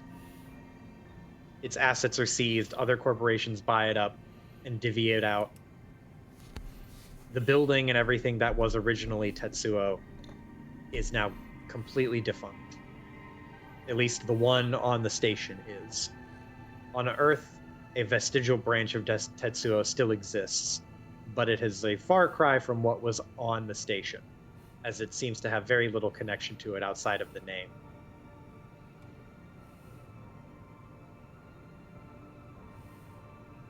Despite all of this work, corporations still get up to illegal shenanigans.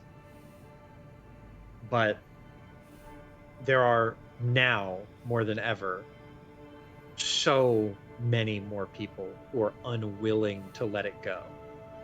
People who are unwilling to sit by and watch corporate greed run rampant over everyone's lives. There has been an unquestionable shakeup in the foundation of the world's understanding of corporations. People see them now as not insurmountable monoliths of power, but as collections of people who are complicit in something, who can be convinced otherwise, and who can, rather than being bought out, be defeated.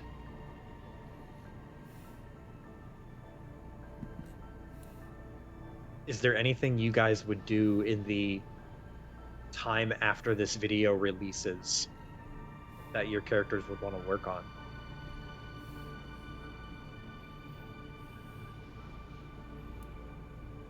Can we safely sell the moon rocks? You Please, can safely. please. It takes a lot of work. It takes a lot of work to find a broker who's willing to do it. You have to go through some back channels. JJ knows a guy who knows a guy who knows a guy. But eventually, yes, you can sell the moon rocks. So now we have unlimited money to do what we want. You have I forget how much the moon rocks were worth. I think they were worth a couple $1 million. Yeah, you said they were worth more than the station. Yeah. Yeah. That was a terrible exaggeration on my part. They are really expensive. But the station would cost like trillions of dollars. Yeah, quadrillions really. But the rocks would be easily worth like hundreds of millions of dollars. Unlimited money by our standards. Yeah. Yes, by our standards, unlimited money. Mm-hmm.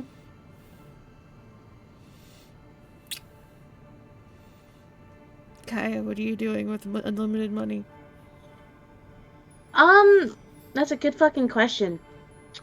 Paying off student debt? Oh, yeah. Oh, fucking absolutely. I'm pretty sure everybody in the party and all of their friends and family no longer have debt. Yes. Yep. No one has debt anymore, because fuck them. And also, we're gonna buy a place to live. Fuck renting. Hell yeah. Are you opening a garage? Mm-hmm. I am torn about it.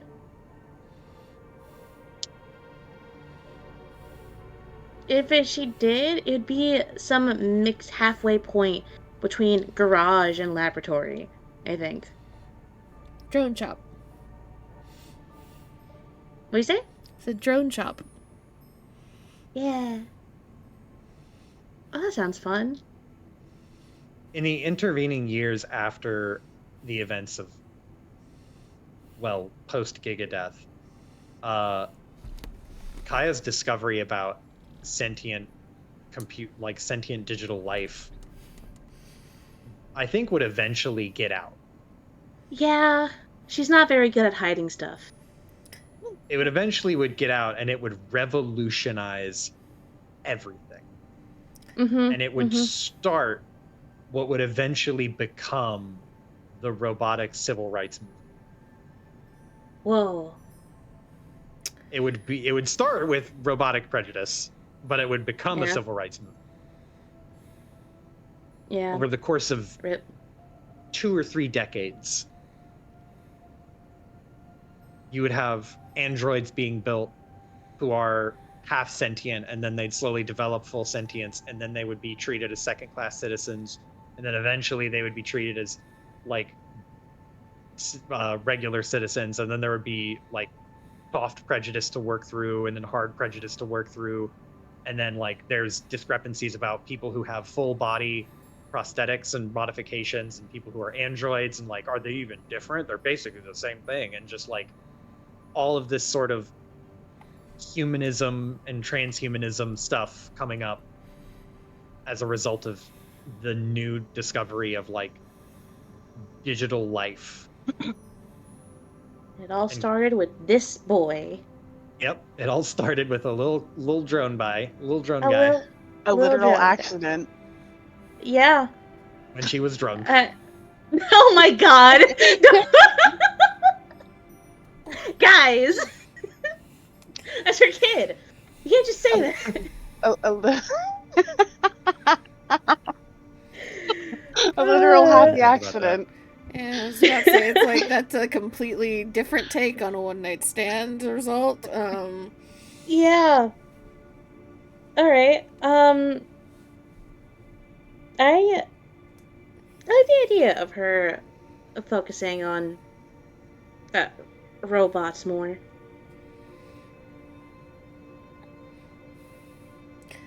She buys a building, puts a drone and robot repair shop on the bottom, lives on top. Yeah. And she can have like all the machinery she could wish for, and enough space. Your drone shop eventually becomes, in the spirit of Voloska, a android medical shop as well.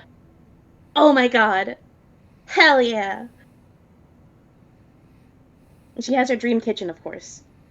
Mm-hmm. Very important. And plenty of space for all of her dinner guests she invites. And doesn't invite, just ends up And with. doesn't invite. That just show up and are just at the table already. Mm-hmm. Yeah. Why did I give you guys a key? At least you're setting the table for me. What about Lockhart?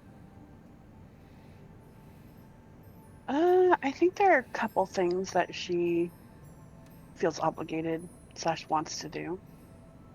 One would be getting Veloska a new shop, a new medical place, because she owes him that and much more.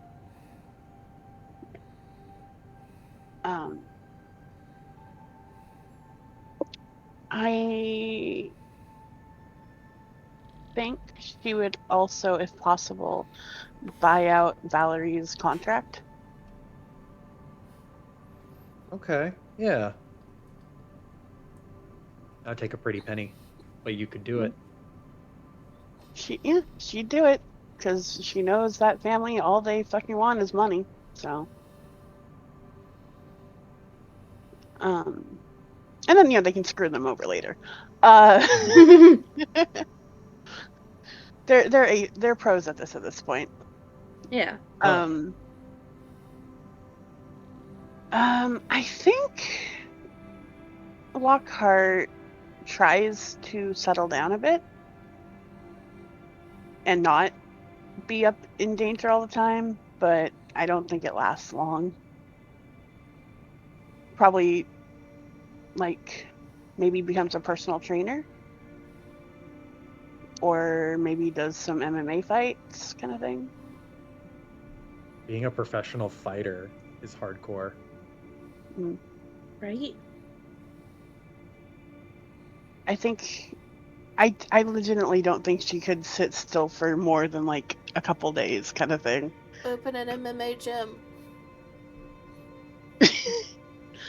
See, I was thinking that, but I don't think Lockhart is personable enough to own a... Open it with Valerie. Huh. Yeah. If she'd be willing, that'd be fun. She would come by and visit. She's too independent. Buying out her contract from the family is something she could not possibly turn down. Mm-hmm.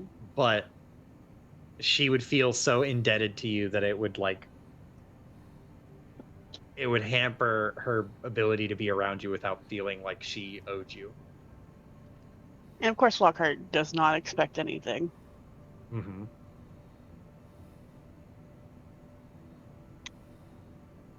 Except maybe help screwing over the Vecchiane family, but that's besides the point. You have so many friends that can screw them over in so many ways. Exactly. Yep. But yeah, I don't think she owns a MMA thing, but maybe she does classes or something for one-on-one stuff for people. Personal trainer. The MMA trainer at a boxing gym. Yeah. One day she'll go professional. What would happen to Lockhart and Kaya?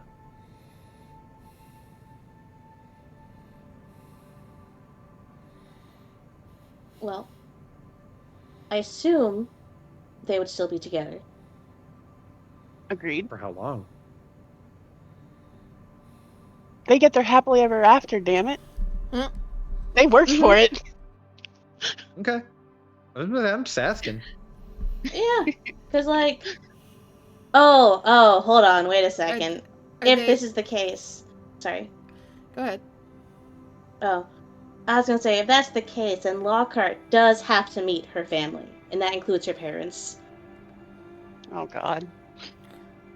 Are they in the modern relationship dynamic? Are they two separate houses, two separate, and they're in a relationship, or does Lockhart move in with Kaya? I would think she'd move in if Kaya's okay with that. Yeah. They have a big enough space. You just have to get used to the drones. and that they will follow you and ask you lots of questions and help you with everything. The scary girlfriend that pops out every time somebody catches an attitude of Kaya in the store. She said no pickles. Oh. But yeah, I think sweet mundane life, as mundane as they can possibly get, considering what their skill sets are. Yeah, I think Lockhart would eventually soften up a bit more too. Aw, character development. Woo. I know that Kaya would force regular meetups with everyone. She's Would their they primary food stay source. on the station? I mean, I think Kaya would. She fought hard to fucking protect this place, god damn it. She's gonna stay here. Who knows, maybe the vigilantes need to come back eventually. No. You got shot how many times? And I'm still alive. That's I wonder why. What about legacy?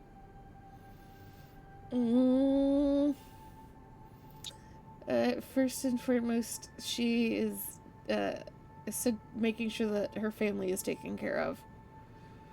That they own a house now, that her brother owns like a condo somewhere, that her mom's clinic is fully paid off and set up however it needs to be set up.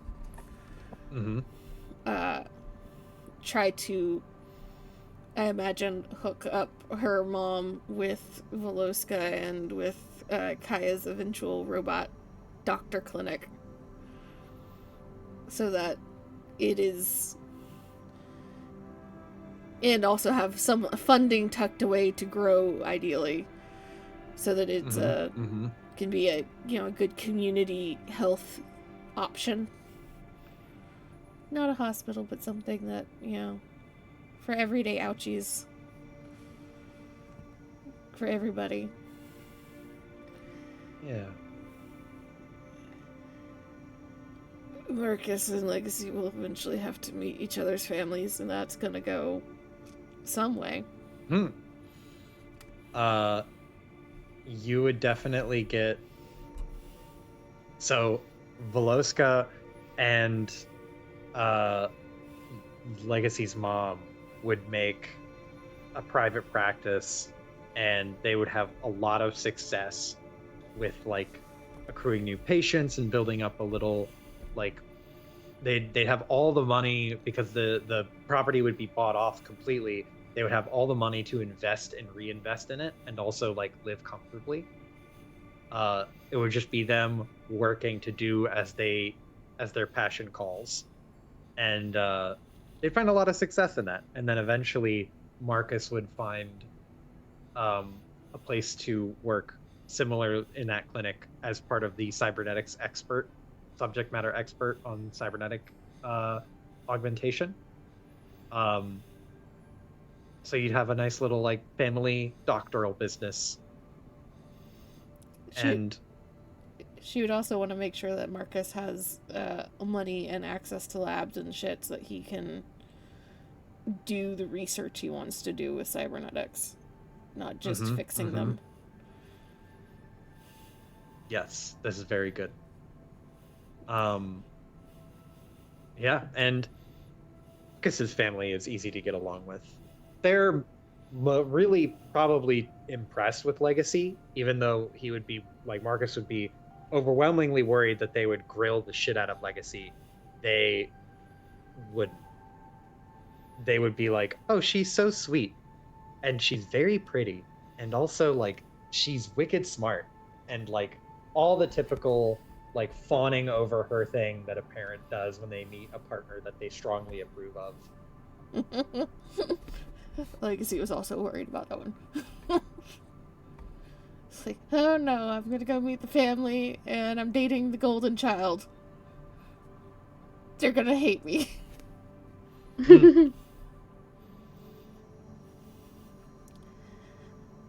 I don't think, like, I imagine, like, Marcus and Legacy end up with, like, a little condo somewhere. Because neither one of them are going to, like, live over a shop or anything like that. Because that's not what they do. Yep.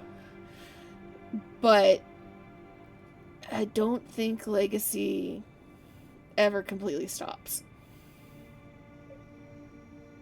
Hacking? Yeah. She doesn't go after the big fish unless she feels like she has to.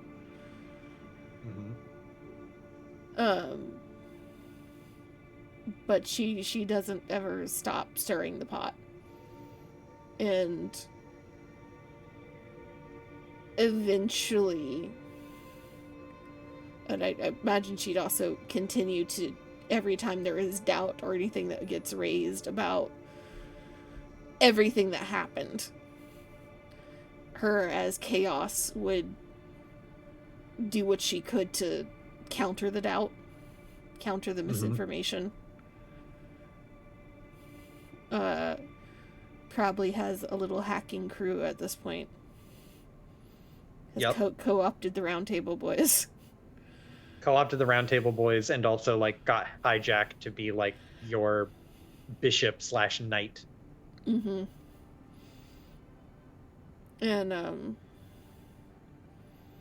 eventually, though, she, like, you start talking about, like, old lady Legacy does try to find a hacker that she thinks is up to par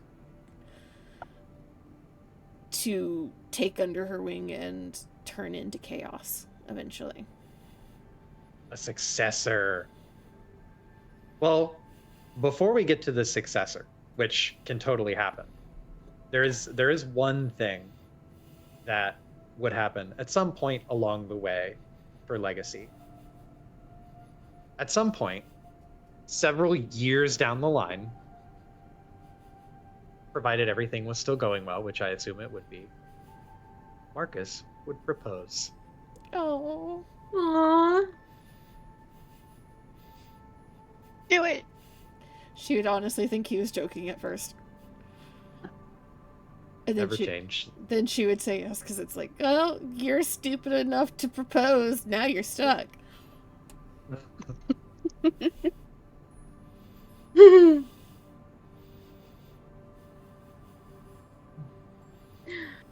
Aww. Then I guess the question goes to you guys. What else do you think you guys want to do? How far into the future do you want to talk about? 20 years, 30 years, 5 years? I think Legacy would try to also make a point with Kaya to get Ben Getty's head out his ass and get him back onto, like, because he does have ideas that are good and useful and, like, inventions that could be used and not locked away. Hey buddy, you want to work with me? Oh, yeah. I gotta go through the NPCs and give them their little epilogue. Hold on. So, Calamity is released from jail and becomes a major rock star in the, like, punk indie music scene. She becomes, like, the poster child for Rebel with a Cause style music punk affectations. Chains and Bastion break it off. They are no longer hooking up. But it was a fun time for the time that it was happening. Bastion is not sore about it. Chains is also not sore about it. They're both good. Chains eventually starts getting into motorcycle racing, much like Kaya did. Bastion gets into his own, like, mechanic, like, car garage repair shop. because he enjoys working on cars as well. Hell yeah. We already know what happens to Veloska and Hijack. JJ stays at the bar. If it ain't broke, don't fix it. And JJ is a firm believer in, if it ain't, like, he's a firm believer in that. And so he stays put, enjoying, oh wait, hold on. Enjoying Bitter Dark Bar. And access to money and help as needed. Yes. Access to money and help whenever he doesn't want to do anything, when he doesn't want to work, he'll have someone come in and cover the shift, and he can go and do his info broker thing, which he never stops doing.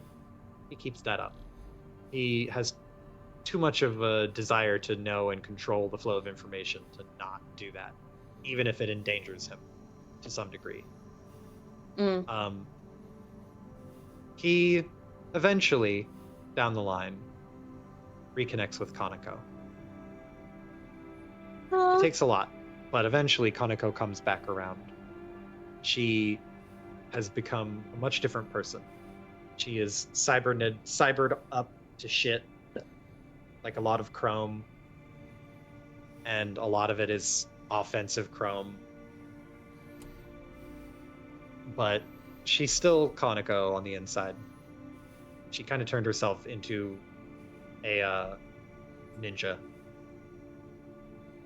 But she's back.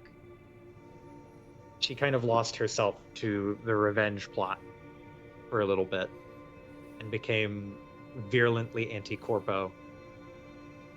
And while the mission goal was honorable, she lost herself to it and didn't have anything to do outside of it. And you got to have your outlets. You can't dedicate yourself to the fight 100% of the time. 100% of the time. Ben-Gedi goes back to school. He wanted to go back to school to prove that he knew more than he remembered. And he does it. Tired of Kaya having a PhD and him not having one. Yes, that is it's a little bit of a pride thing too. She has 2, if I remember correctly. So he's gonna be in school for a long ass time.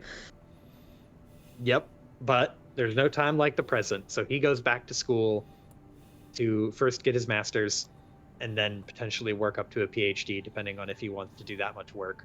He does work hard, but he goes back to school just to see if he can do it. And he stops thinking about his family, that his quote-unquote dad or whatever, and starts thinking more about his friends. Aww. And he invites people over to watch movies into his home. And Holy he will shit. occasionally cook a very, very rudimentary meal for them. Like, when I say cook, I mean like freezy pizza. Hell yeah. Character growth!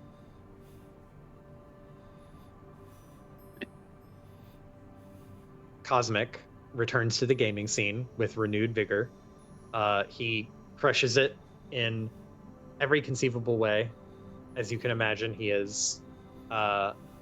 He grinds up to become a professional at both like a League of Legends parallel, which it's just like I tried to come up with a clever, it's not League, but it's actually League name a long time ago. It's just professional League of Legends and StarCraft. Like that's what he's good at.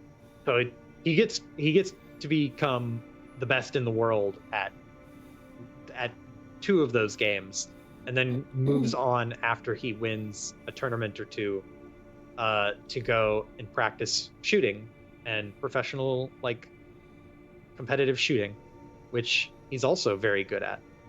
Not the best in the world, but he's good enough that he thinks he could be one of the best. So he doggedly chases after that to prove that he can do to prove that he can do it.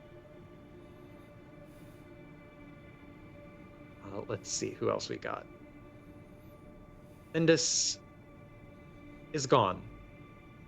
She has gone somewhere far away to find something that she lost.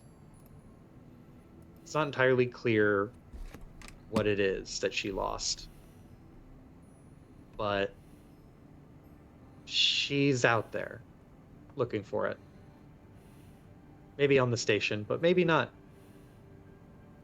She left a note for her mother explaining that in a really complicated way, she's not really the daughter she knows anymore. So she should try to move on from that and to understand that it's not as simple as just coming back from the dead.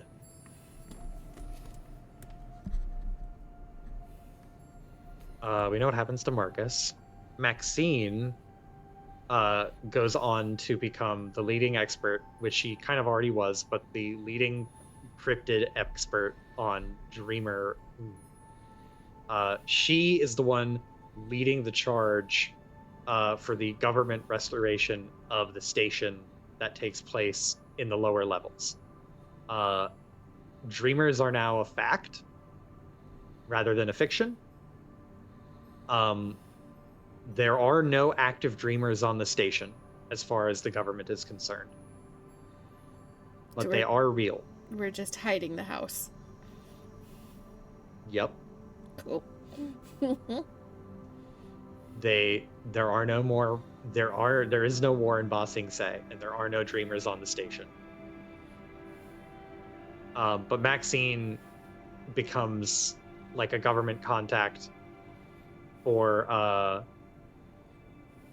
the like dreamer restoration project that happens, and she is there for many years working on undoing all of the damage that was done in the lower levels, which involves a couple of strike teams and SWAT teams, as well as like a whole battalion of scientists and researchers and doctors, both medical and like just PhD holders for computer science.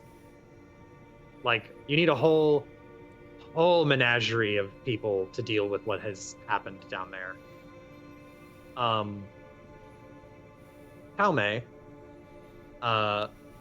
goes back to her acting career after releasing the video. She picks up more roles and has kind of this like Renaissance era where she becomes insanely popular, and she starts popping up in TV show after TV show, and then she shows up in a movie, and then she keeps coming out in bigger and bigger projects. She keeps up with her activism life. She frequently posts, like the same way she always did. She posts about voting days and political issues that are very important to her. And she doesn't take the time to do exposés very much anymore, but every once in a while she will dedicate her weekdays or some weekends to making like a long form YouTube essay where she goes in deep dives on a subject to talk about it with some people. I imagine Legacy occasionally sends her shit. Just so she can like dig in. It's like, you might have fun talking about this. Here you go.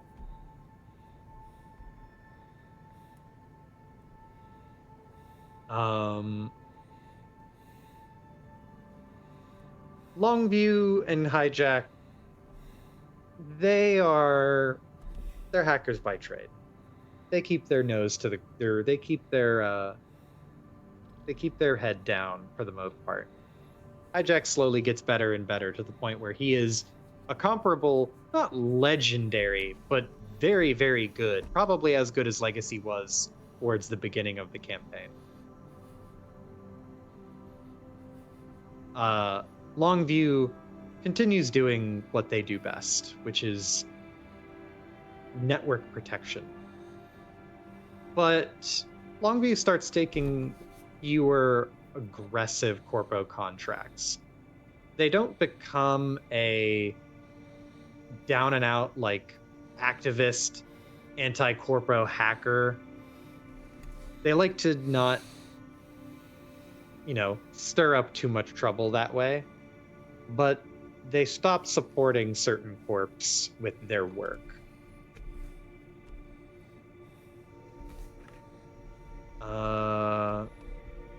Is Hijack braver and more willing to do shit? Yes, Hijack does find a spine in his work.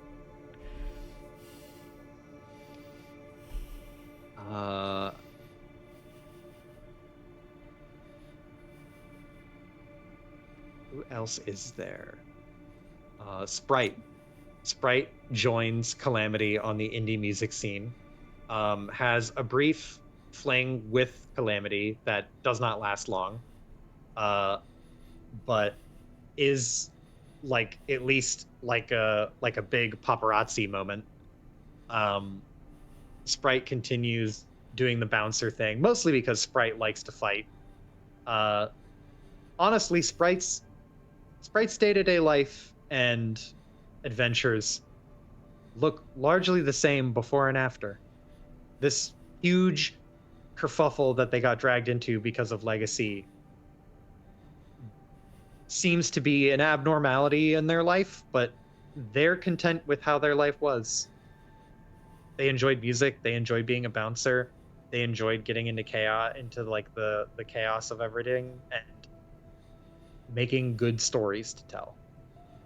And so, again, if it ain't broke, don't fix it. Never changed, right? Valerie? And Valerie, having her ties to the family severed by Lockhart, feel so indebted, but can't. She knows, or she thinks in her mind, that there is no way she'll ever be able to repay Lockhart. And so she kind of accepts, like, I think my new lot in life is to support her in whatever ways I wasn't able to do or did not do when I was younger. And so he doesn't train Lockhart like she used to, but joins Lockhart in the gym to train others, and goes as far as like stepping away from mercenary work to take time to honestly kind of retire. Valerie is a seasoned woman, and she wants a break.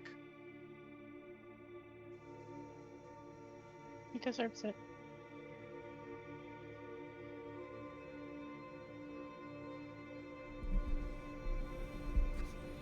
I think the only other one is what I would assume along the same lines as Sprite, of just like, every day is the same because they liked what they had before, is Rat. Oh, yeah. Yeah. Rat and Gadget. Rat opens up the garage with Kaya, the shop, sorry. Continues upgrading Gadget with newer and more ridiculous things. Eventually replacing the wheel with like full-on robotic legs that are, with the help of Marcus, like fully functional dog legs. Though she keeps the wheels just in case something happens and they want to put little Hot Rod Gadget back on the market. Sometimes he just wants to go fast. Sometimes he just wants to go fast. Mm-hmm. She opens the garage. She continues working. Much like Bastion, she has her own desire to make and operate, make and work on vehicle, because it is just like enrichment for her. And she enjoys being with Kaya. She enjoys being around her sprocket. Aw. She's already kind of retired, so this explosive jaunt out of retirement was yet another colorful story to add to her repertoire. But she was at peace before, and now she's even more at peace. Oh, now I'm just thinking, like, Kaya's, like, drone shop, right? And a rat's garage. Just borrow equipment from each other. Mm-hmm.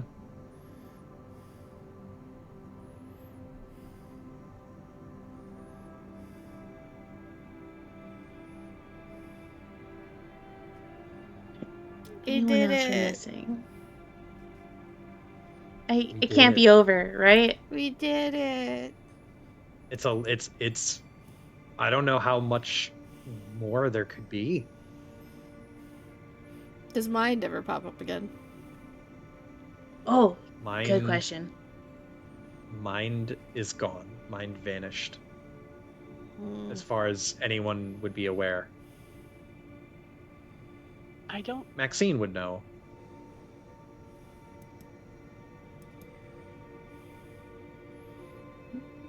Is I JD don't know put in if- jail forever? That's what I was gonna ask. Is that He needs fuckboy help. done with? Is who put in jail forever? JD. Dio. Dio. Dio. He Chadley. he is put into he gets a 5-year prison sentence. He gets like a 20-year prison sentence that's commuted down to 5 years because of a lot of money coming in from other sources. He is blacklisted, blackballed from a lot of different sites and other like news outlets, and like his reputation is in the trash. He is like unrepentantly shit, but he has a weird rabid fan base that clings to him and believes him to be the true Joseph Diego. Like his weird feral freak fans. Like it's very Alex Jonesy. Disgusting. That's Legacy's test for anybody coming in that wants to like work with chaos, of like, go fuck with that one. See what you do. If you impress me, then I'll help you.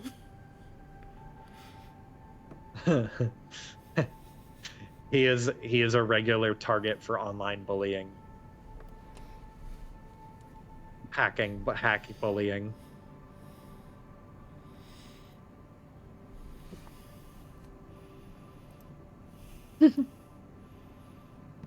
But that's it.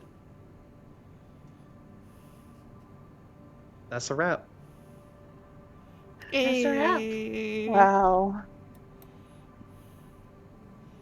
Session 76. What, like 4 or 5 years on? First session was January 4th, 2022. So 3 years. About 3.5 years, actually. Damn! Mm-hmm.